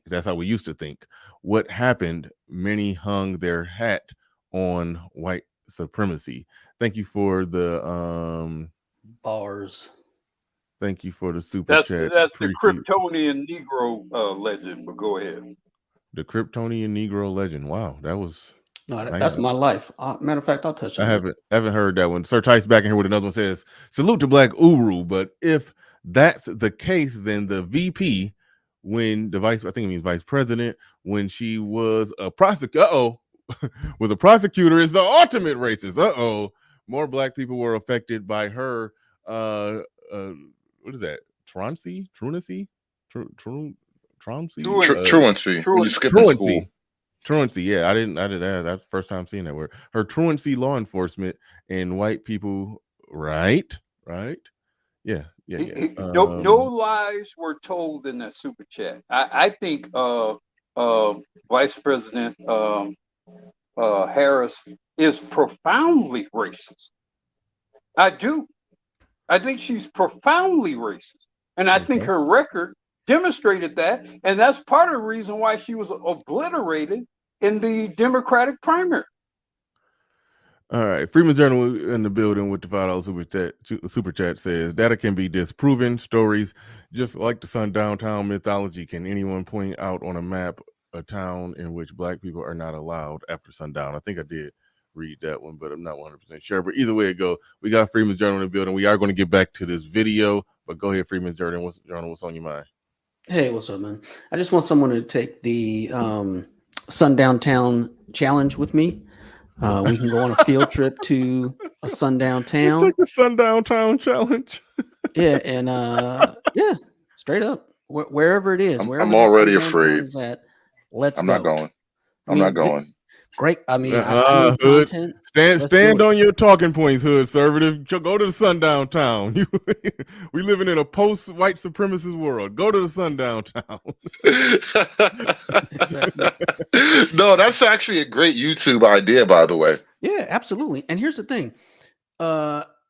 You ever notice how like a lot of black people that are being white people this, white people that, but then when a white person shows up, they don't have nothing to say. Right? That goes both ways. I think that goes both ways because I supposedly went to a sundown town in Ohio to pick up I bought a pit bull at a farm. So I supposedly was in a sundown town, which I found out later. And all I found were a bunch of polite white people pumping my gas, eating at the restaurant, going out to the farm and leaving. right? What's blacker than buying a pit bull, by the way? You know, I don't know. I love my little pitties. But anyway, so that was like, wow, that was a sundown town. And then I found out Fort Stockton was supposed to be a sundown town after I had driven there, got there at night, as a matter of fact, went and got gas, went and got something to eat, booked my hotel, and that was a sundown town. I don't know how I keep oddly dodging all the racism, but I would like to take the sundown challenge with another person so we can just document it and see that we're getting pulled over for spitting on the sidewalk, you know? So that's the sundown challenge. And the other thing, the Kryptonian Negro myth, what is that? That's life, right? What is that? Sir Tice's Daquan should know the system is rigged and stay out of the tentacles and outperform those he competes against. That's how I was raised. I was told that you had to be twice as good to get the same job. And I didn't start crying about it. I just took it as that's what it is. And oddly enough, let me ask let me finish. Oddly enough, I just took that as life and went ahead and succeeded. Right. My parents put me in a like little math camp when I was younger. And it was basically just an expectation. This is what our family does. And this is how we do it. Right. We're not out there. We're not out there using drugs, yada, yada, doing this. Right. I came out in a household that went to work every day. So, and that's everybody in the family got up and went to work every day. So this Kryptonian Negro mythology that's just being normal.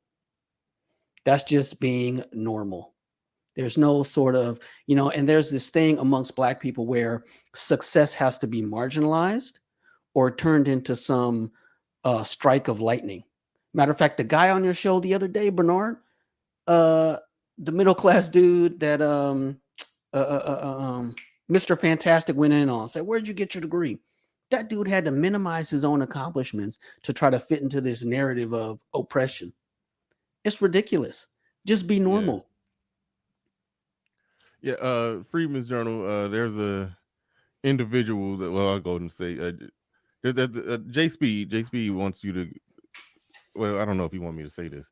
Anyway, just look into, hold on, wait, I got to type something in the private chat. I'll just say that way. I'll do this. Yeah, I don't know why he did. I don't know why he didn't just send me an email with his number. He's obviously on a device. You mentioned he did say that. Phrase. You mentioned the well, anyway, there phrase. it is. There it is in the back. All right, cool. You mentioned a 2-word phrase that I think bears repeating, but kind of reemphasizes my point. Math camp. What percentage of Negro males in the United States of America will ever even know what the fuck a math camp is? I don't know. How much time you spend sending Black boys to math camp? Hold on now. That's a cultural problem. That is a cultural problem, not an American problem. Right now, there are more talented people than you were. They are all over the country, Black men. And just by the coincidence of who they were born to, not because of any negative decision that they made on their part or their interest, they were smarter than you. They were intellectually superior to you. But they did not have parents that sent them to math camp. And my point is, we have a society where class, more so than talent, class dictates the fortunes of people, particularly Black people in this country. And we're suffering for that because there are a lot of profoundly gifted people, intellectually, mathematically, artistically, scientifically, and they never get a fucking chance just by virtue of the fact that fucking Shaniqua gave birth to her.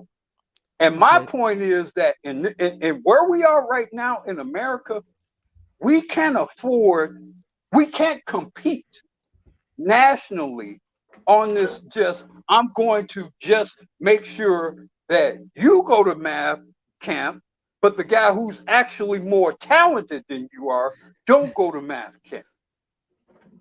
Because where I view it, I look at it as like what they did in Russia back in the day, where they figured out at 5 years old, well, this kid flips better than the other kid, or this kid is faster than the other kid. Well, we need to put him or her in the fucking gymnast academy or whatever, because this is the more actually gifted human being, regardless of who their fucking parents were.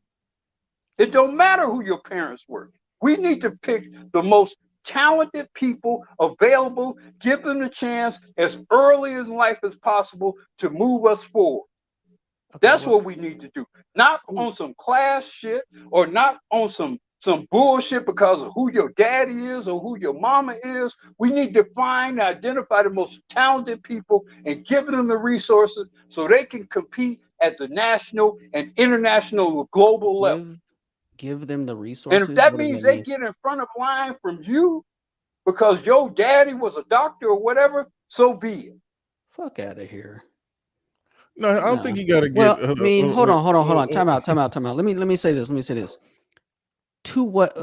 So let me see if I'm listening to you correctly.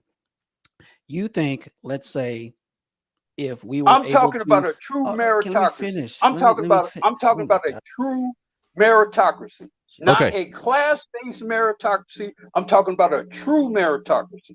The best. All right, we want his response. God damn, shut up. Can I respond? We want his response, Uru. Like you going long, and it's like you're making your point, then you preach a sermon after the point. Like let Freeman Journal respond to your point.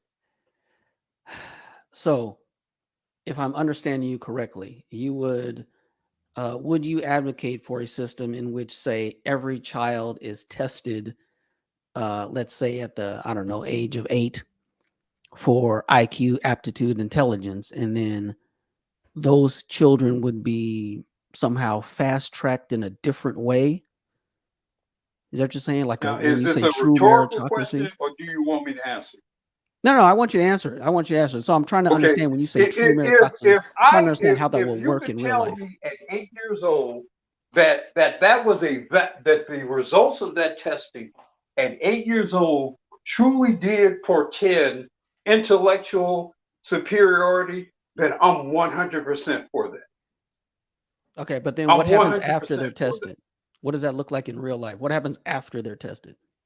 No, but I'm saying, listen to what I said. What I said is, if you're telling me at 8 years old or 9 years old or 10 years old that this person is intellectually superior, regardless of whether he's in the projects or whatever, I'm saying take that child away from Shaniqua and put him in some fucking intellectual gladiator program. Whoa. You're talking about taking the child away from the parent? Wait, taking the child away from the parent. Yes, definitely take the child with the 180 IQ from Shaniqua. I'm 100% for that.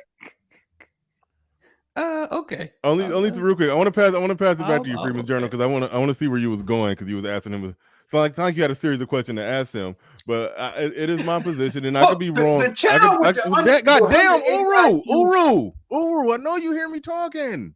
Come on, man. Like relax. We just having a conversation. Here's my thing. I believe the genetic anomaly of having a 180 IQ. I think the young black boy genetic anomaly of a 180, 170 IQ would, even born to Shaniqua, he's going to thrive. I think those genetic anomalies are going to thrive and going to do well no matter what. They tend to figure it out. They are the ones who be telling those stories. Man, I was born in the projects. I was in the streets. I saw drug dealing. I saw all this. I saw all that. I was a terrible student. But then I just decided that this is some bullshit. And then they go ahead and they and then all of a sudden then they say, so I just decided. I just went on and got 3 PhDs in 2 years. And I'm like, what the fuck? it's like, you know, when you listen to those people tell their stories, it's like they skip a whole flight of stairs, and I'm trying to figure out how on earth did, like, I can't just decide to do that. I like they explain some shit that like that I am not intellectually capable of just deciding on the fly that I'm about to get to become a damn theoretical astrophysicist in 2 years time. It's like those type of those people who are smart, like what you're talking about, they're genetic anomalies in the sense that LeBron James is a genetic anomaly. So I think Can I ask you? you're on the right track if you're just saying infrastructure needs to be in place to make sure that the people who the black people, particularly the black boys who make it, you know, who will turn out generally successful, that have basically the aptitude to be generally successful, don't fall through the cracks. Because there's some gray area with those. There's some gray area where those, where if raised and guided correctly, that could have been a difference between them, you know, finishing high school or possibly going to college and finishing college, or just getting a trade and being a successful, productive adult, versus getting into some criminal activity at 14, 13, and then and just continue on with that life and then end up in the system, in the school to prison pipeline or whatever. Like, it's people in the middle that do need we need to increase that percentage that makes it to the middle. But the exceptional on the further end of the bell curve, they're going to be there. Like the exceptional on the further end of the bell curve and the complete fuck ups on the other far end of the bell curve, I think that is a constant. You want to increase that middle. So you're just, if your whole argument is making sure that the 170 IQ anomaly gets nurtured properly, I mean, yeah, we do need that, and I do support ripping that 8-year boy out of the arms of Shaniqua. Yeah, go ahead, send him to some. I mean, you're making two false assumptions. First of all, hold on, wait. The link is in the chat. I think Patriarch. Hold on, wait, real quick. I think Patriarchy Strikes Back wanted the link. Okay. I saw George Macon. I don't know if did George Macon ask for the link. And shout out to George Macon. We spoke on the panel many moons ago. But yeah, I know you well aware of you. I can't even remember the last time we spoke, but I know we spoke before. But shout out to George Macon. And Patriarchy Strikes Back wanted the link. Sir Tice wanted the link. Hood, we're gonna get to this video in a second. We're gonna circle back to this video. As soon as I get a break into action, we're gonna go back to finish that video. But all right, go ahead, Uru. Well, I think you're drawing a fallacious assumption that because there is the existence of a Robert Smith or whatever, that they're the only people who have that particular intellectual capital and capability. They're not the only. I think there are many geniuses that are destroyed out of the gate. Is that we don't even get a chance? That we don't. Respectfully, and long time no hear. Is that because of racism, or because there's a modern culture of ignorance that's accepted? I think that's a false dichotomy. I think it's both. I think, and in fact, not only do I think it's both, I think they're interrelated. I think the ignorance is a product of the racism. Is a product of taking black men away from homes and away from leadership positions. Yeah, you're gonna have ignorance when the mostly white supremacist Great Society and everything that came from that says we're going to take men away from leadership. So I don't think those are mutually exclusive things at all. Okay, you said earlier something to the effect of basically how we work hard and all that. I'm going to respectfully disagree with you on that. I would say Gen X is probably the last generation that you can say has a great work ethic, and it started to wane then. You can arguably say, what'd you say, Patriarchy? Cap, they didn't have a hard work ethic. Well, here's my point on this. Well, go ahead and make your point, Sir Tice. Gen Y and Gen Z have a horrible work ethic, and that includes so-called white people right now. Now, I posted 2 links in the back chat. One was about these sundown towns, and I'm going to take Freeman up on this challenge in this. But the other one, shout out to Sub-Zero, it's about the homework gap. Bernie, you cited this yesterday, but there's the statistics right there in your face. Asians, 2 hours a night on homework. White people, an hour. Black people, give me a moment. I got to scroll down. Black people spend less than 40 minutes, and Hispanics spend, according to this, about 45 minutes. There's your gap right there. You're old enough, and I say that respectfully because I'm an old guy too, Black Guru.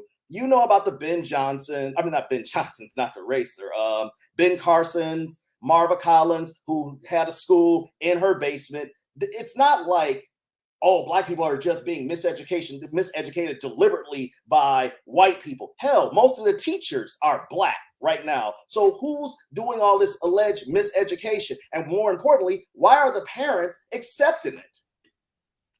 I'm glad you mentioned Marva Collins, the late great Marva Collins. Salute. Marva Collins tried to bring her teaching methodologies to the broader school systems in Chicago. Who interdicted those efforts?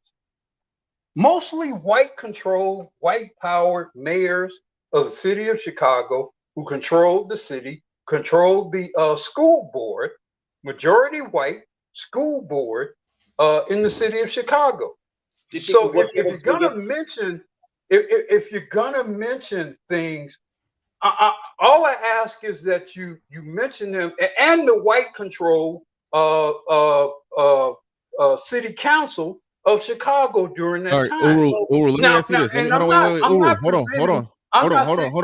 Uru, Black Uru, let me ask you this. Okay.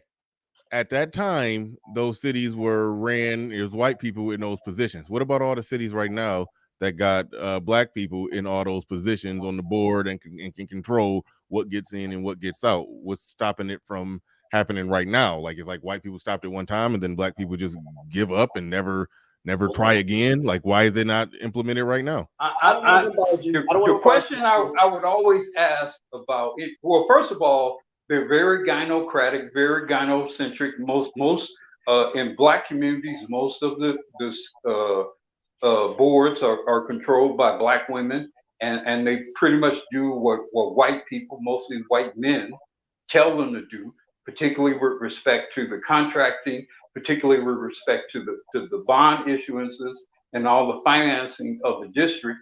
And that's I'm talking about the places where you got Black people running. I mean, we all realize there are places where it's Black people running on it. When you say running, with all due respect, brother, when you say running, you got to look at the details of all of who involved. But you know, you can be a district, and you say Black people. If you go throughout this country, there are many school districts that are either where you might not have a Black man on that school board. You may have several Black women. You may have numerous white people. You know, you may have numerous Black female superintendents and principals. So if you're gonna cite the race of who's controlling what, you have to be more specific. Because I've seen numerous situations in which Black men in particular have almost no voice about how a particular school district is actually being managed. In homeschool, or be for school choice, but I forget that's a Republican talking point, and God forbid we do that. I'll just add this. We homeschool both. And I appreciate you doing that with your daughters, you know, and I don't say that being smug or sarcastic or anything, but you act as if everything is supposed to be easy. There's no obstacles, no hurdles, and they're just gonna lollygag and let you do. You know, like when you're trying to get employment, you don't get every position you apply for. So why do we expect it to be no weeds in the field or anything like that? Help me understand, because when you told that Marva Collins story, she was able to overcome those through that and build that school, was she not? Well, but she actually didn't overcome. I mean, many of her students did well, but she was circumvented in large part by the politics of Chicago. And it wasn't primarily Black people. It was not primarily Black people who sabotaged her efforts in Chicago. So we should be fair and actual factual about what happened to Marvin Collins. The reason that it wasn't kids just black people sabotaged. Was that a gynocentric? Was that a gynocentric school? Because a minute ago, the argument that you made, right?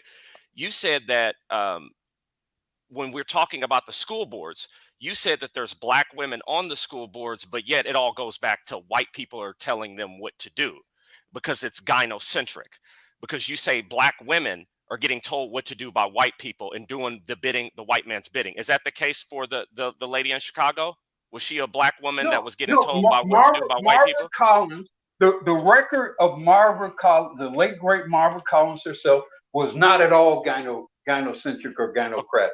Just so then how do you black males did very well coming out of her, but you got to understand. See, there's part of you're asking questions about things that have occurred over many years. You know, when you're talking about Marvin Collins, you're talking about a woman who primarily was teaching in the late 60s, 70s, 80s, coming into the 90s. We're not talking about the same world as today. I used her deliberately as an example because but you're the thing saying is about this. The thing is the argument that you made. The argument that you made is when the black women don't do what I want them to do in the school board, they're being told by what to do by white people. But then you then turn around and use an example of a black woman. And I'm asking you, is that the case for all black women when they run something? You said that it was gynocentric because it was ran by black women, but yet you're using a black woman to further your argument. The time in which, do you all understand what I mean by look, some of my very best teachers, I'm 61 years old, I'll be 62 years old this year. Some of the best teachers that I had were black women. It ain't about black women being evil just because they're black women. One of the reasons why I went to college and was a black woman. But you're making a individual argument, Uhuru.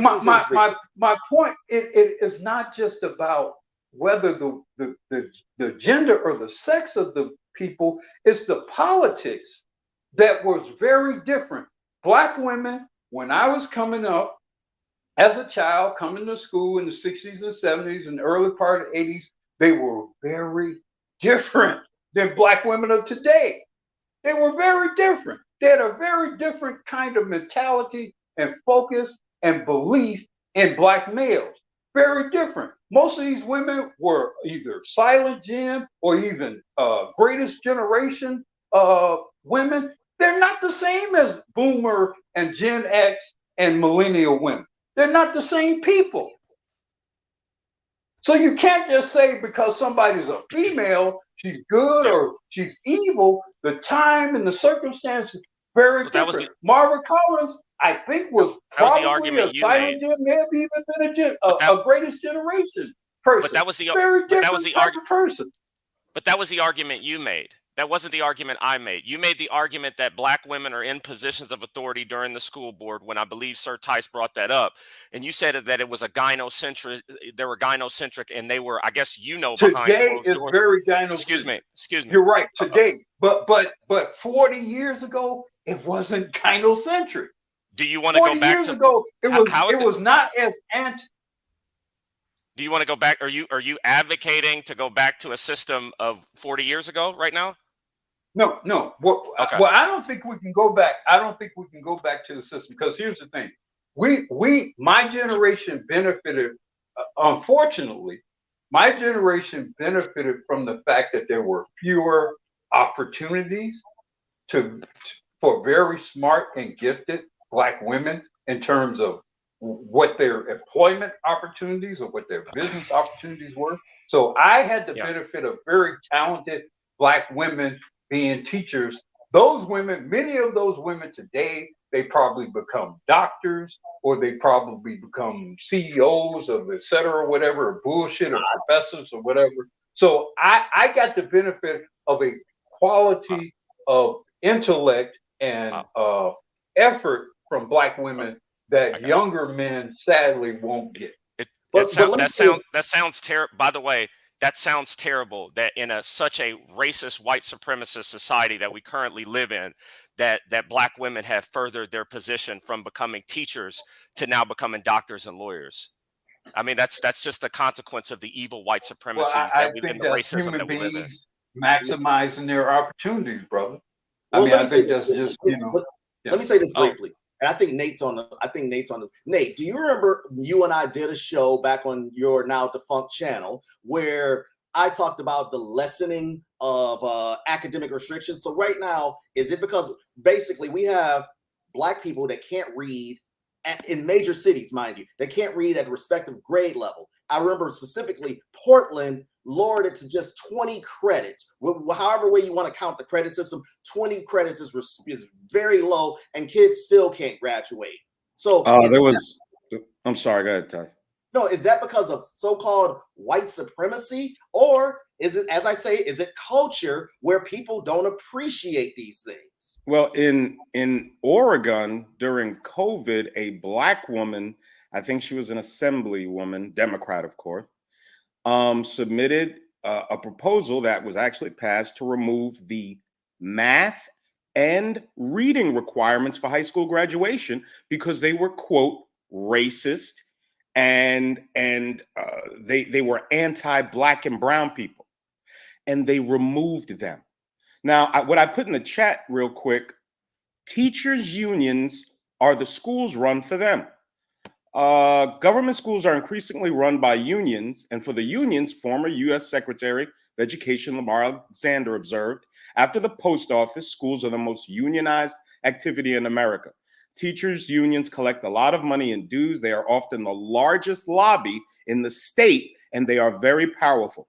Teachers' unions are especially powerful in inner cities, ding, ding, ding, where teacher pay is often highest and teacher performance is usually the worst. Mario Fantini, in his book, What's Best for Children, declared, quote, for many Black and Puerto Rican parents, the teachers' unions now represent the enemy.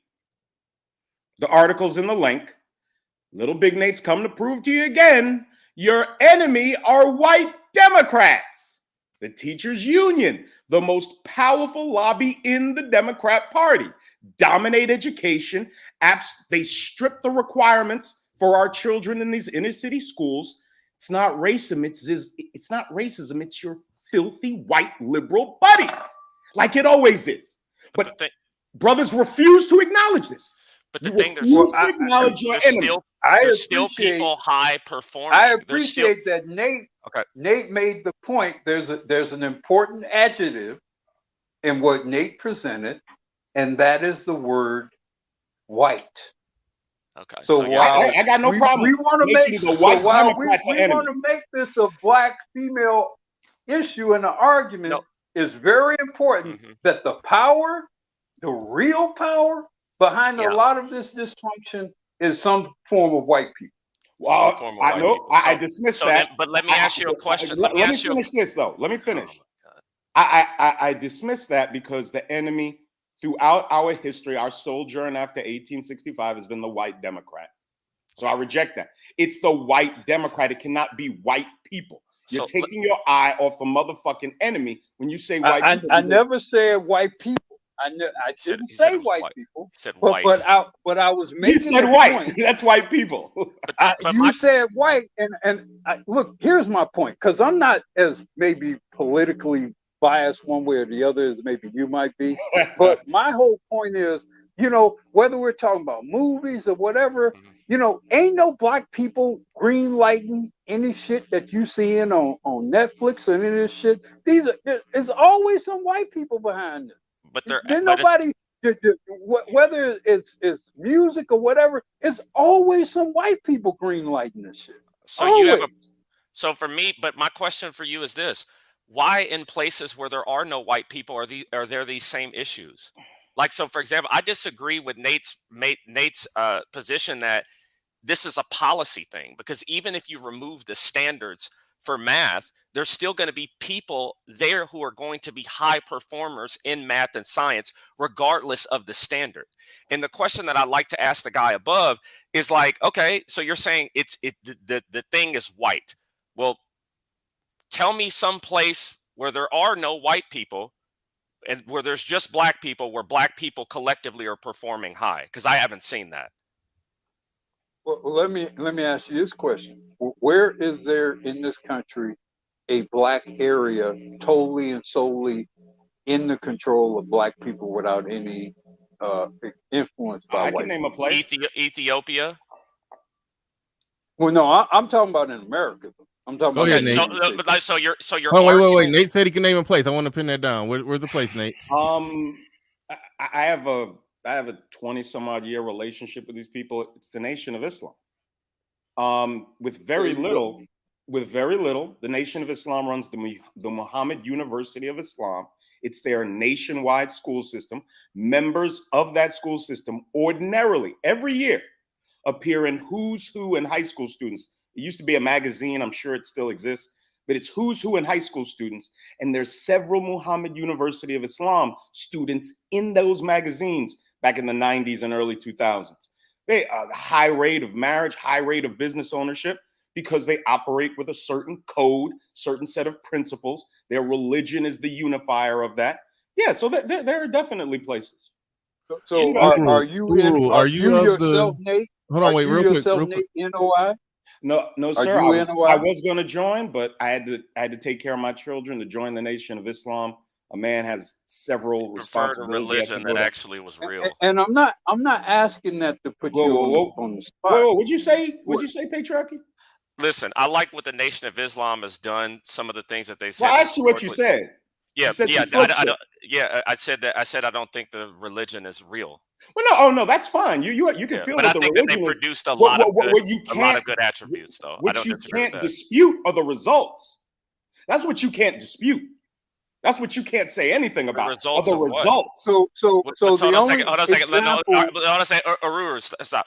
So what have they produced? I mean, have they? Let's say regular Islam. Are you telling me they've accomplished as much as regular Islam? Well, first of all, I'm not. Why are you comparing them to quote regular Islam? Because you're talking about. You're talking about results. Let me finish. Regular Islam has over 1 billion people. The Nation of Islam has significantly smaller. So your inability to spread is going to affect your results. If you're going to be a discriminant religion, I'm happy standing on the results. I'll be happy to debate you the results. Oh God! You might want to be careful because you don't know what you're talking about. Right, so you're telling me Nation of Islam can compete with regular Islam? No, you're the guy that said that. You're the red herring nigga, not me. Nate, you are. I got a bean pie for you. Patriarchy strikes back. And I got a smack in the face for you, nigga. I know. I'm gonna sell you a paper. I'm gonna sell you a paper. Why don't you run up on a Muslim and say that? I'm gonna sell you a paper. And I'd watch you nigga smack the shit out of you. Why don't you run up on a Christian and say that? I'd watch an FOI smack the shit out of you, nigga. Why don't you run up on a Christian and say that? I'd watch an FOI smack the shit out of you. Why don't you run up on a Christian and say that? Because they already dominated you and won. The regular Muslims don't accept that. I'd watch an FOI knock the shit out of you, nigga. And I watch a cop smack the shit out of them. You ain't gonna watch nothing happen to me. I don't disrespect people. You fuck. So we doing a religious war? Fuck. No, listen, he's getting mad. He's getting mad. Nigga. I don't disrespect people like that. Ain't nobody gonna smack me.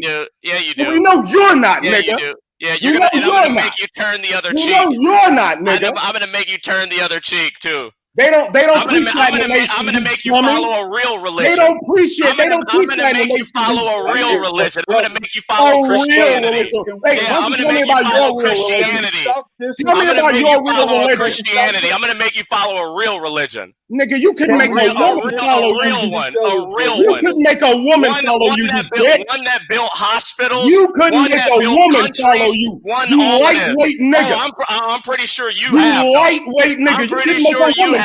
I'm pretty sure you have. Yes, I have, and I got 2 children from it. And I raised them into magic.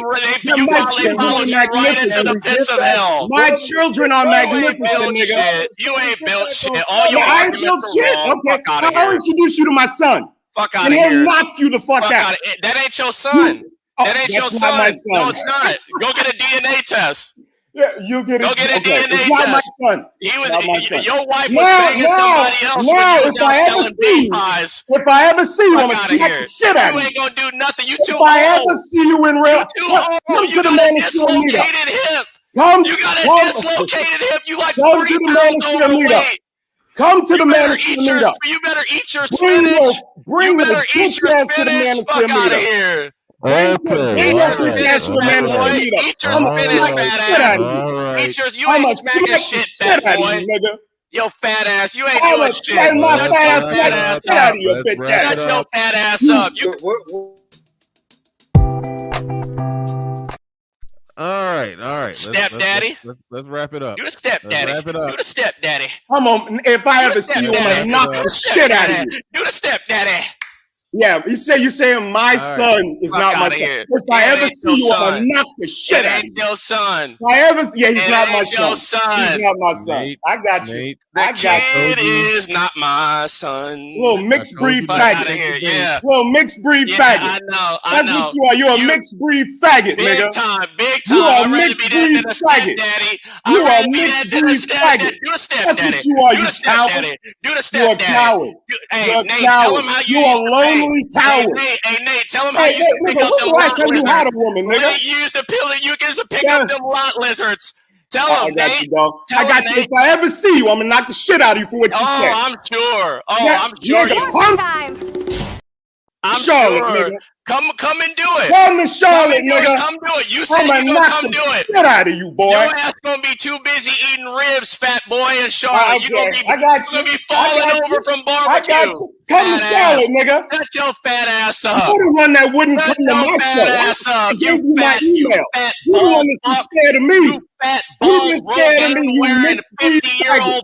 You mixed breed faggot. And I'm a buck. You are a mixed breed faggot. That's what you always did. Where's your woman, nigga? Where's your family? Your wife is my woman. You got no woman. You got no family. You ain't got. I just want to interrupt the argument real quick, just in case y'all didn't hear that. Patriarchy Strikes Back said he was going to buck break him. You just threatened to put your penis in another man's rectum, just in case you didn't catch what you said. All right, y'all can get back at it. He's a mixed breed faggot. That's what he is. He's a mixed breed faggot. Go ahead, stepdad. Go ahead, you fat stepdad, fat piece of shit. Genetically Shut your fat ass up. He thinks black people are genetically inferior. You think black All you women gotta are do is come to genetically Charlotte. inferior? All you gotta. You're welcome, Baller X. You're welcome. Just want to say. Hey, all you gotta do is come to Charlotte, huh? Fuck out of here. No, you're the one that made the break. I'll deal with you when you get here. You senior citizen. I'll deal with you when you get here, you senior faggot. Citizen, you fat bitch. You faggot. Fuck out of here. You mixed Fat ass breed senior faggot. citizen, bitch. You mixed breed Fat faggot. senior That's citizen, what you are. stepdad ass You bitch. are a mixed breed Fat senior faggot. citizen, You old ain't got ass no bitch. children. Fuck out of You here. ain't got no Fuck outta family. here. You Fuck ain't you. never had a woman, nigga. You are a stepdad. You ain't never had a fat woman. Old stepdad. No You are a motherfucking fat old family. stepdad raising Where's your somebody family, else's homeboy? kid. Fuck out of Where's here. the woman that you're Fuck leaving? out of here. You ain't got Fuck shit, outta nigga. here. You You raising live in your somebody mother's else's basement, kids, nigga. fat boy. You and live in somebody your else. mother's basement, nigga. Oh, this You live guy in ain't your no mother's motherfucking basement, MD. nigga. Stop. I know everything he's got to say against me. I am half white. I am a fucking bum. I You're do live in faggot a too. trailer with Oh, my you forgot mom. the faggot. Come with the same forgot old the arguments. faggot. You faggot. forgot The faggot, nigga. Everything I'm You're saying a is true faggot. about you. You're a You are faggot. old. You are fat. You think are black women are faggot. You're genetically gay. inferior. You Your have son is nobody not in your your life. real son. You're lonely. Your You don't son know how is to not deal your with real women. son. You don't know how to He's not deal your with real women. son. You a You stepdad. don't know how to deal. These last $2. I'm not gonna lose.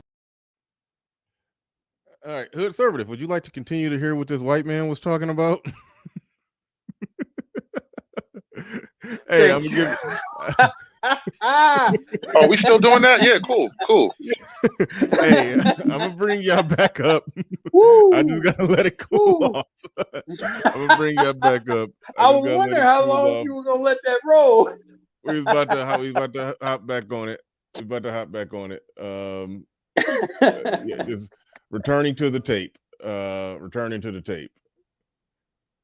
We'll even back it up so y'all can get the full context. The director of diversity that works for Joe Biden made a racist tweet or something, and they got to discuss it in Congress. Play the tape. I'm playing the tape. Go. I would like to go back to the tweets of the racist person that works for you. What does caudacity mean? I have no idea, Congressman. You took 6 months to investigate one tweet. You didn't even figure out what the words meant. I didn't investigate the thing. She's a DOD. Well, you said in the Fox News article that you were going to take 30 days and investigate it, and it took you 6 months. In a 6-month investigation, you guys didn't learn what caudacity meant? I think you know. I think every person that's going to watch this exchange knows you know. She's trying to lash audaciousness with someone being Caucasian, isn't she? I have no idea, Congressman. Wow, what an investigation. When she does PD I did sessions, not. I will say I did not do the investigation. She is a GS employee that's employed by DODEA.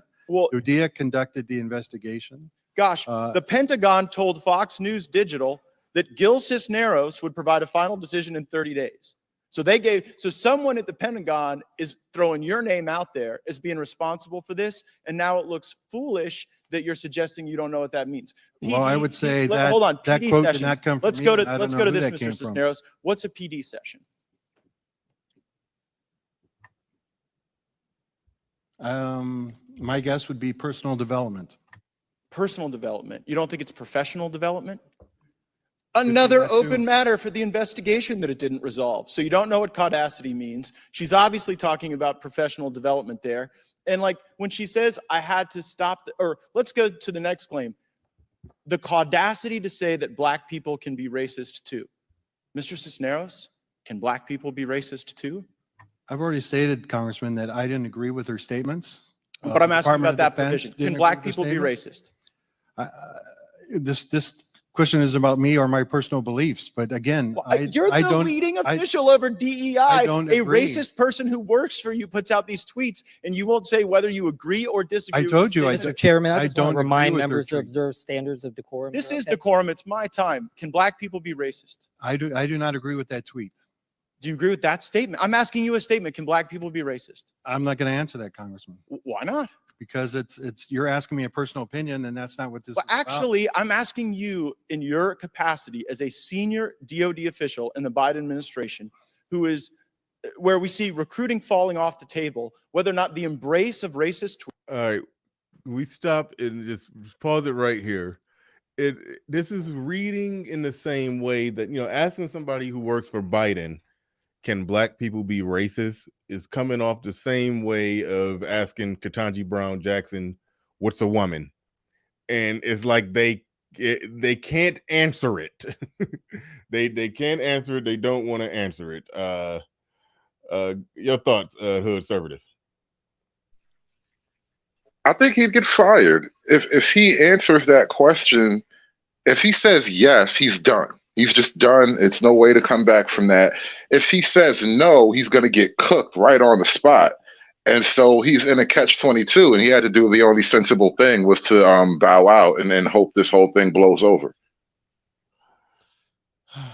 Yeah, that's pretty much. That's pretty much where I'm at with it too. Yeah. Tweets, whether shuffling these people around rather than firing them, and whether this little exchange here is helping or hurting recruiting. Let's go ahead and put up the recruiting. I will tell you, we do not support racist tweets. We do not support racism. Well, did you fire this lady? Again, you hired her. As I stated, I did not hire her. The right play isn't to say, "Did you fire this lady?" The right play is to ask him. Well, no, he would sidestep it to ask him, "Do we think the tweet is racist?" That actually would have been the right play. To ask him that. DOD hired her. As it was stated earlier, she's a DODEA employee. She's a GS employee. The inquiry that was done said these tweets were done on a personal matter. Oh, a personal matter. How do you know it's a personal matter if you don't know that the PD could stand for professional development? Mr. Cisneros, this is a professional development session where she attacked white colleagues and took the position that black people can't be racist. Now, you can't answer basic questions about it, and here's what I would propose to you. This is what we're looking at in recruiting right now. It's fallen off the table. And when you have employees that you don't fire who do racist things and say racist things, then you really hurt the ability to recruit people who want to be part of an inclusive and diverse force. Can any of you tell what that chart actually means? I can't read. I don't know what's going on with this chart he's showing. Yeah, I don't know what the color. I don't know what the color breakdowns are, but you can tell by the drop off to the right there. That's military recruitment. I don't know what the breakdowns are, why they're all color coded like that, but apparently probably different races, right? Or well, yeah, I don't know how. Yeah, you could break it down. It doesn't look like it would be racist. Like, who are the blue people? Who are the gray people? But it has to be some kind of demographic breakdown. I mean, I would assume the blue is white men, probably, because typically they're numerically are going to be more, likely to be in the military. But I don't know. But I wanted to look. I think he was being unnecessarily cowardly. I think it's okay to say that it is possible for Black people to be racist, because I do think it's possible for Black people to be racist. Now, does everything that a Black person say that has anything to do with white people, is it automatically racist? That's where what I would take exception to. And that's where I would say it's one thing to use some flippant comment about cardacity. It's a different thing for that to then be manifested in how you've actually conducted your business. That's the point I was attempting to make earlier. I might have opinions about white people, but whether that's actually informed how I have done business with them or employed them or selected them is a different kind of thing. And wait, you employed white people? Yeah, I have actually employed, well, mostly white women. Yeah. Yeah. The thing is, white people, to be honest with you, Uru, white people wouldn't care. They don't care, which gives them the power, which gives every group the power over a group who cares. Black people care more what white people think than white people do. And that's the problem. Yeah, but that's a product. Uru, throwing your own, wait, hold on, Uru, throwing your own arguments from earlier back at you, man. Why didn't you use your position of power to hire Black people? No, I owned several curbs for women back in the day, and they were in different what are those? areas of it's a clothing store, right? No, it was it's a gym. It's a gym. Yeah, Curb. Heard of that. Yeah. Me and my wife owned various curbs about 10 little circuit training, right? Yeah, exactly. And we owned them in different parts of the city or Chicagoland area. And some of them were in sort of majority Black areas, and some of them were in majority white areas.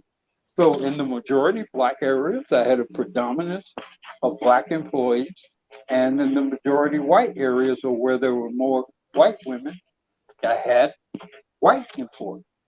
Yeah, but when they put businesses in your community, they don't give a damn. If an Arab man own it, you saw Arab people selling you fried chicken and watermelon juice and do-rags and fitted caps behind a bulletproof glass. Exactly.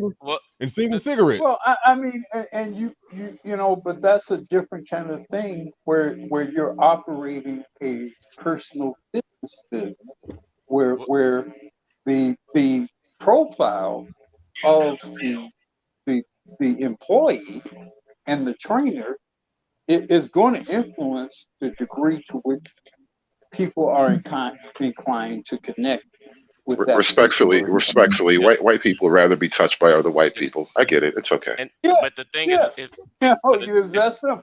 The thing is this, and I'm not trying to go back and forth with him, but Nate did make a good point. He said that white people don't care about what you're being called, and the only reason that Black people do care right now is because it's profitable. It's profitable to call other people racist. You can get things by calling other people racist. That's the only reason people are doing it. When that does not become profitable anymore. Can you be more specific? It's more profitable to call white men. It's more profitable to call white men racist. No, the thing is this, right? And I'm not throwing any shots here, But like when I listen to what you're saying, are you familiar with like Nietzsche at all? Do you ever like listen to Nietzsche? Okay. So you, okay. So you, like when I hear like your ideas about white supremacy, when I hear your ideas about things that are unfair or all these kind of things, it sounds like there's master and slave morality. Like you're operating from more of the slave morality where you feel that things should be. How so? The arguments that you've presented today. And the no, I mean, you need to be. I'm familiar with Nietzsche, so you got to be a little more. Okay, so when it comes to slave morality, right? You know what that does, right? You have an issue with people who are in power. You don't idolize power, or I guess the ethic that it takes. You prefer things that are more communal, and you point out the things that the people who are in power are doing that are unfair to you. The slave people who are slaves, or the slave morality, people who offer from a slave moral piece, they always argue from the point of fairness, or this isn't now, right. You reference Friedrich Nietzsche. Correct. You know, I just use that as an example. Was not, but you know, the Ubermensch. That wasn't about just because you happen to be a white person. That was about whether you were actually the Ubermensch, the actual superior man. Well, in Nietzsche world, Nietzsche is not going to necessarily be concerned about whether you're white or whatever. Nietzsche was concerned about whether you were the Uber. Okay, but hold on a second. Whether you were the Ubermensch. Okay, if I recall correctly. But that's that's Nate's argument, and right? It doesn't matter to white people. It matters to the people because he's white, or because he came up in an upper class neighborhood and that kind of shit. No, the Ubermensch was about who's the actual superior male, who's the actual Superman. Okay, and the Superman might be black, he might be white, he might be Latino, he might be any of that. But he ain't that's not gonna be dictated by the class or the coincidence of how much money your family got. But what I'm telling you is this. When I listen to the arguments that you have made, right, and you just talked about the Superman, and I disagree with a lot of your arguments. But if you're telling me that white people have, let me, I'm not able to finish. I'm making a statement. If you're telling me from what I've heard from you from the very beginning, if you're telling me that you believe that white people are so powerful to where they can do all these things, one of the arguments that you made, they'll put black women in a position and black women will have no autonomy, but they will do what they are told by other white people. You believe that they're Superman. You believe that because you believe that they're white. I'm just saying, based upon the arguments that I've heard you make here today about how white people have had so much power to put people down like this, you're the one that makes it seems like they're just infallible, like that nobody is doing this on their own. Nobody's making the decisions on their own. White people are so powerful enough that they can make people fail to this level. And I don't agree with that. At one point in time, it was. At one point, yeah. The only people that look at white people as supreme are black people. No, that's false. That is false. That is false. That is false. I've never individually looked at a white man as being individually superior to a black man. But there is a certain thing, brothers, as numbers. Look, if you're 13% of the population and they are 60% or more of the population, it don't matter if individually you're superior to that white man. That don't matter. It's 4 or 5 more of them than there are of you. There's a difference between... It's not about whether you individually are superior to an individual white man. In fact, I want to speak when I get the opportunity. It's been my observation that by and large, all things being equal, if you take a brother, you take a white guy, I like the chances of that brother. Okay, but the thing is, being the majority does not mean you are superior. You can't the majority, Guru.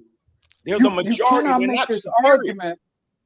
You cannot make this But they're not even argument the about superior in the world. They're not superior in terms of their numbers. They're not the majority in the world. In the United States of America, right Okay. now, as we're talking, in the United States of America, black men are at the very most 6% of the population. So 6% of the population. Jews are Jewish men are less than 3%. Uh-oh. And they dominate everything. So Jewish men are like 2.4% of the population, and they dominate everything. You getting real stupid, man. Jewish. You really want it with me, fella? Somebody else. But the thing is, his arguments is correct. They're less than their population is nothing. The argument you made was about population. They're still Caucasian. They're white. They're classified as white, so they get the benefits of They were discriminated. The argument's discrimination. They were discriminated and oppressed as well. Like, I don't understand what you're saying. These last 3 people, y'all have been talking for the last 45 minutes. I have literally timed you. Jewish men were not. Well, thank you for clock watch. Thank you for clock We watching. got the goddamn Hotep. Go ahead, Hotepper. Go ahead. Okay. First off, necessarily, I think we're conflating things, man. First off, history, culture, power, all these things are necessarily interwoven to the blanket that we wear or that you quote unquote wear when you go to sleep, right? So because quote unquote my ancestors went over there and stole something from, let's say, quote unquote, I don't know if everybody in the same from the same ethnic group, right? Are we all from the same ethnic group, African American? Yes or no? Yes. I'm asking. I mean, that's one person. Some of us are more watered down than others, but go ahead. Okay. All right. Cool. Right. So, like, let's say, okay, all right, quote unquote, my family's family T, right, and your family's 10th family, G or whatever, right? My family come over there. We come over there necessarily. We kill you. We kill most of your family, whatever, right? We take all the wealth, and then we say, all right, well, under these new rules that I'm dictating to you, family G necessarily has to pay us reparations or pay us tribute every year, right? So that means that the resources that quote the family G would have to maneuver, live life, and do whatever they needed to do right now, they're not going to have it, right? So that would affect quote unquote your ability to raise a family or correctly necessarily get your family the items and the things that they need to live a decent life, right? These things are all interwoven into the, like I said, the clothes or the sheet that we wear and go to sleep in, a power sheet, whatever, you know what I mean? But basically, I don't know what you mean. Hey, hold on real quick, yeah, because I stepped away for a minute, but I do got a bathroom break, huh? No, not really. But shout out to who was I'm trying to shout out? This brother RW just became a new member. I actually met this man in person about when was that? Last week. Met this man in person in Detroit. So shout out to you, RW. Appreciate you becoming a new member, and shout out to Machine in the building. He says one thing that needs to be distinguished, African Americans and Black people diaspora, very big difference, etc. South Korean versus North Korean versus Asian. I don't even know why the hell he said that, but shout out to you. I guess I was didn't hear the backup to that, but no, shout out to everybody supporting the stream. Appreciate each and every one of you. We way into overtime. You want this shit to keep going, put something on it.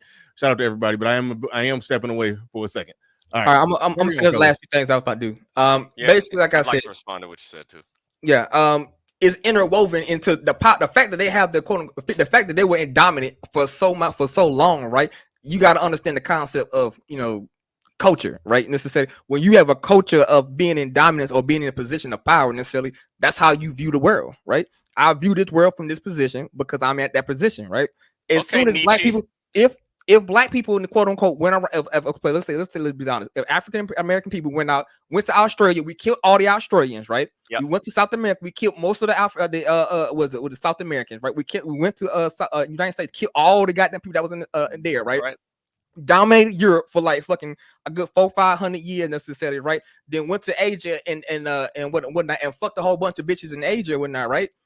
Bro, like we would have a different perspective of how we view the world.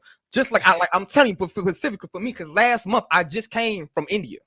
Sorry to hear that. There was an Indian woman who I went there with me and was one of the white girl. We had a conversation. We ended up. How did it smell over there? It smells bad though. That's not gonna lie to you. I thought so. That's legit. That Indian smell shit is legit, bro. I thought so. But dude, I was basically there, and I saw this Indian girl interact with this white guy, right? And basically, this is how I understand the thing of culture, power, all this shit. It is intertwined. It's not separate. Like, we keep looking at this shit like it's separate. It's not separate. It's intertwined, right? When she said literally to that man, so of course I would date you. You're white. Okay. Literally. So once again, this is what we're talking about from slave and master morality. The framework that you're arguing from proves that none of this stuff was wrong at the time, because you just said if Africans had the ships and they went to these places and they colonized these places and they did this and they did that. That's the point. This isn't something just like inherent to white people. I believe what you just said is true. If the people in Western Africa had the massive navy, had a Magellan, all these type of things, circumnavigated the earth, and came up with this system of law and colonizing places, then yes, I agree. Then they would be on top. That's why I don't think that this is necessarily a white argument. This is more of a power-based. Who has argued? Well, I responded to his point. So I'm just hold on now. Yes, who sir. has argued that evil is specific and solely the province of white people? Who has done that? We've been talking for over 3 hours now. No, you said about white people. You said white, and No, before me and Nate got into it, you said white specifically, and he pushed back on that. I said white people because they're white people, and they use the fact that they were white people. But I did not argue. I did not argue that whatever evil associated to what they did was solely unique to white people. It's a coincidence that they utilized being white, reference to white or whiteness, as a means to facilitating their power. But I actually think that even whiteness itself has been more of a tool than it has actually been the end result of things. I think the powers that be have largely used whiteness as a means to perpetuate their overall agenda of power. And whiteness is convenient because you can clearly see who is white and who is not white. Yeah. But the thing is this, I don't think that's why. So I've never argued that. I need to respond. No, hold on a second. But the thing he said, white people didn't just show up and say, "Hey, I'm white," and you're like, "Oh, you're white. I want to be your slave." No, they had a military, they had a navy, they had technology, they had a way of it wasn't just the fact. That's what you're looking at. You're looking. There's a movie where the guy says the reason why the Yankees win, people are blinded by the pinstripes. You're looking at their color and not what they're doing, and that's how they distract people like you. Because you think it's whiteness. People with your belief. Well, where do I say is whiteness? To me, again, you just said it was whiteness.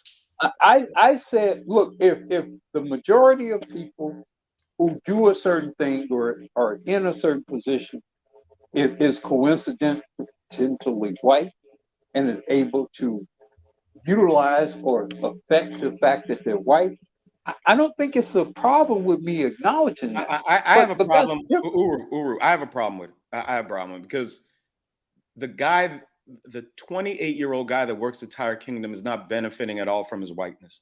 He makes $18 an hour. That's what the overwhelming majority of these white men that so many black guys in this space and around the country seem absolutely terrified of.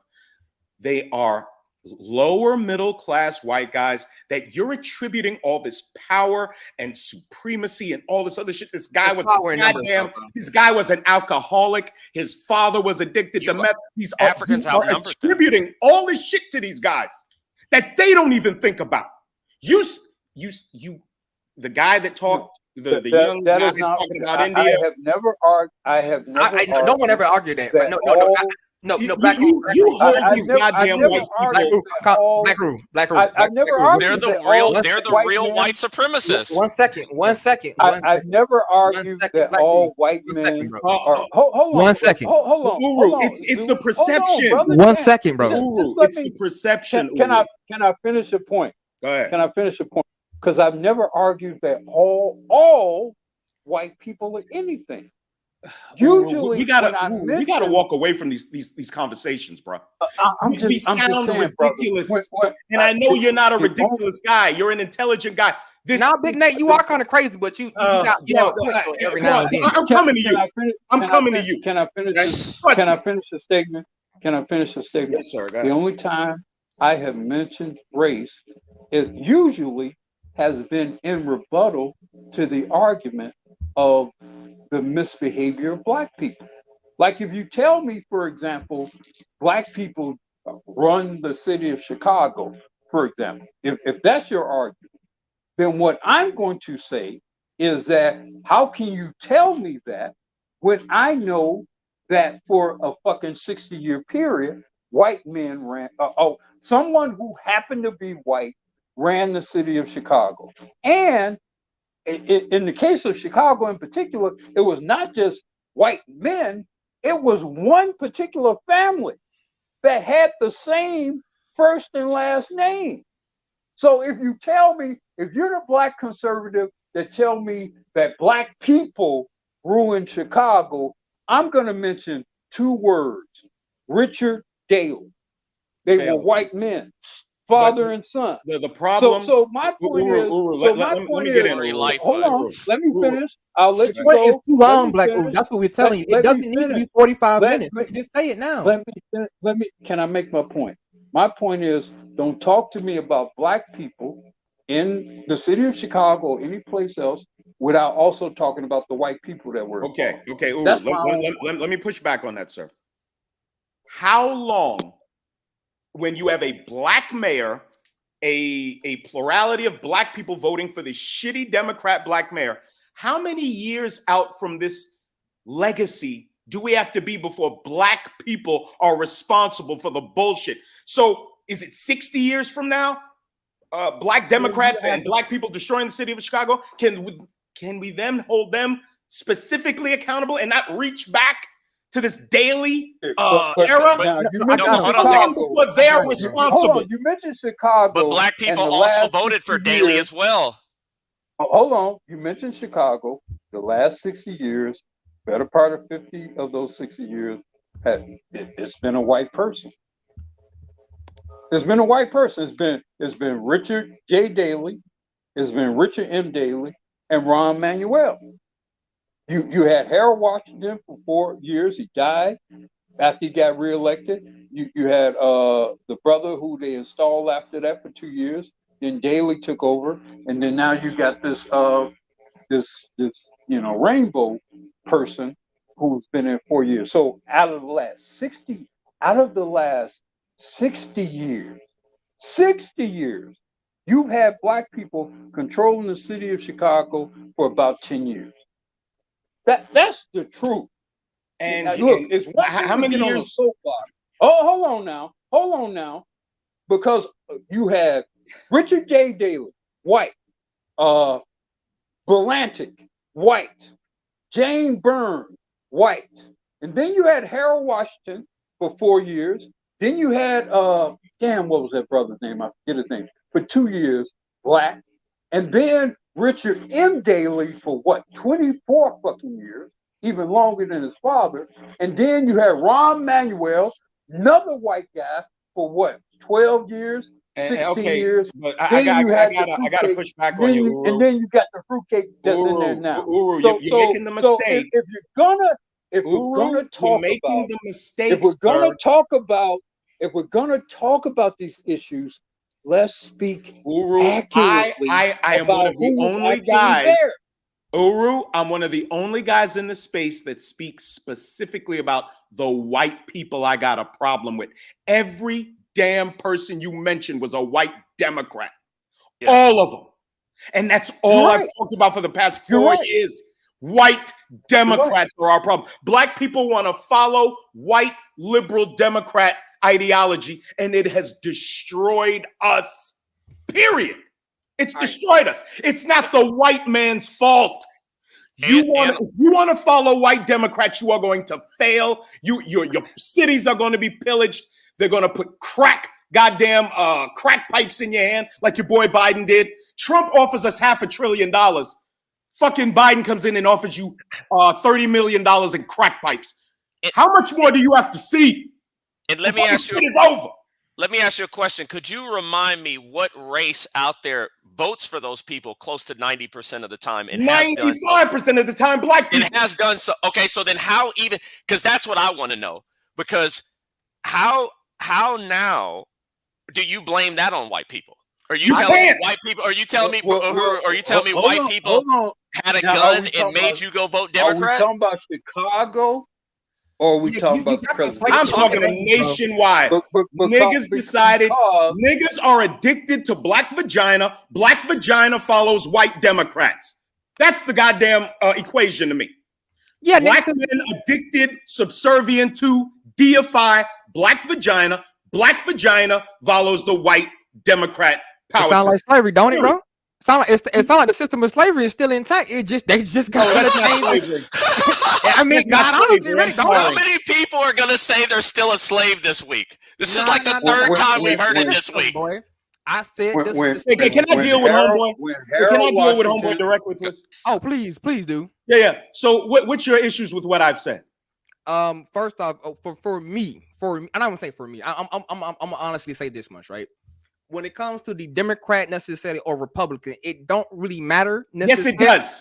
Let me. I let you. You had a whole conversation. I didn't interrupt you at all, man. Go ahead. Yes, you did, but go ahead. All right. When it comes to Democrat or Republican, it don't really true matter because at the end of the day, there's still the mindset of necessary because they agree on what matters to them collectively, right? What matters to them, what's really important necessarily, which is power. Right? Power is actually important to them, right? That's the thing they really care about. If you start saying, quote unquote, oh, I'm gonna start hitting white people power collectively, they would, trust me, you will see a response, man. Right? Just like China necessarily said, oh, we're gonna attack Taiwan, bro. They would collectively, that's gonna fuck with their power. They're gonna fuck you up. The problem is black people as a group, let's be honest, bro. Y'all are we are necessarily, I don't say we, but the majority of the group is basically led by women. You have a single head household is led by women, right? You go to school, who you teaches you? Women, right? By the time you are even necessarily 20 something years old, you even go to college, your whole most of the people that we talk to, that even from these panels, most of the shit that they have to go through is dictated by women, bro. Right? And who runs and how are these women able to attain these positions of power and maintain the position of power? Well, it's two reasons. A, you have a matriarch. Second reason after that is, bro, white people put these people in power to maintain that matriarch. White people. Let me show you where you're wrong. Let me show you how wrong you are. You don't have to be there to lead a country, bro. They do it in that country right now. You do not have to be in that country to get to. Let me show you how wrong you are. Let me show you how wrong you are. Okay. First of all, they're not the same. The entire Democrat Party promotes homosexuality, trans madness. Men can be women. Men can have babies. The entire party has embraced that madness. So now they're disqualified, in my opinion. There is a portion of the Republican Party that has been co-conspirators with them to call the establishment. The rank and file Republicans are what keep the country moving. They're the small businessmen. What do you mean by you said you didn't interrupt me. No, I'm asking for clarification. That's all I'm asking. What do you mean by rank and file? So I'm rank and file Republicans. You see all those red states throughout America. Those are your rank and file Republicans. Oh, people who have no power. People that keep the country moving. Your small businessmen. The people that provide opportunities for people to have jobs. Okay, what your goddamn entire economic system lays on the back of the middle class. Okay, the people you want to penalize for being goddamn productive by taxing them into hell. Those people, the people that will give you a fucking job, but you wanna make them part of white supremacy. Those motherfuckers would give you a job if you were qualified, but they're part of white supremacy. You're trying to make 99% of the white people in this country that have no power over you deem you no fucking harm your fucking enemy. And it's why you keep failing. When you could unite with fucking white Republican and conservative men that agree with you in this space 60 to 70% of the time. But you'd rather see him as an enemy than a potential ally. This goddamn black woman, this leftist feminist black woman, this Democrat black woman don't agree with you 10% of the time. And you up here trying to defend and lay up under her. Nigga, you don't know what you're talking about. Who said that? I mean, I ain't said that. No, I need to say something. I need to say something real quick. With what he just said, I don't know how anybody can deny that, bro. That was probably that in terms of making allies, you get more with honey than you do with vinegar. And bro, like that's just the whole point that he's making. And what he's saying is true. Yo, Nate, I'm about to dip out, bro. I was just clowning, bro. I was just clowning. I don't have a big issue with the Nation of Islam. I'm just Christian. So I went ahead. There don't need to be no issue, but I went ahead and emailed you. Yeah, I got you. I went over here. We can talk about Chick-fil-A versus bean pies. Like I'm gonna go ahead and email you. I'll just pull up on one of your streams. All right, no problem. All right. Yeah, Nate, I was trying to tell you not to take the bait. I knew what was going on from the start. As soon as he slipped in that little cheap shot, I was like, "Oh shit!" I was like, "Don't take the bait, you Nate. talk about Don't my take children, dog. I lose it. I'm sorry. Yeah, no. I was telling you not to take the bait long before the children part. yeah. I saw it coming a mile away. But all right, ladies and gentlemen. I had to step away and let y'all have it for a little bit. Hopefully, I don't think I missed any super chats or anything came in while I was walking away. Hopefully not. I already made it into the back. So yeah. If there's any back there, click on them real now. Click now if ever, hold your peace. But either way you go, we about to get up out of here. I'd like to thank everybody who's been here today. Thank you, Black Uru and gentlemen who I didn't even get to hear that much of because I had to step away for a second. But Zulu the Ghost, thank you for coming on up and being a part of this. Thank you. Oh yeah, no doubt. Hopefully I'll be on my own panel next time you come up so I can actually hear what you got to say. Cause I had to get up and do some stuff, but I didn't want to break up the convo. But all right, fellas, we about to get up out of here. Thanks again. And with that said, ladies and gentlemen, we are out of here. Peace.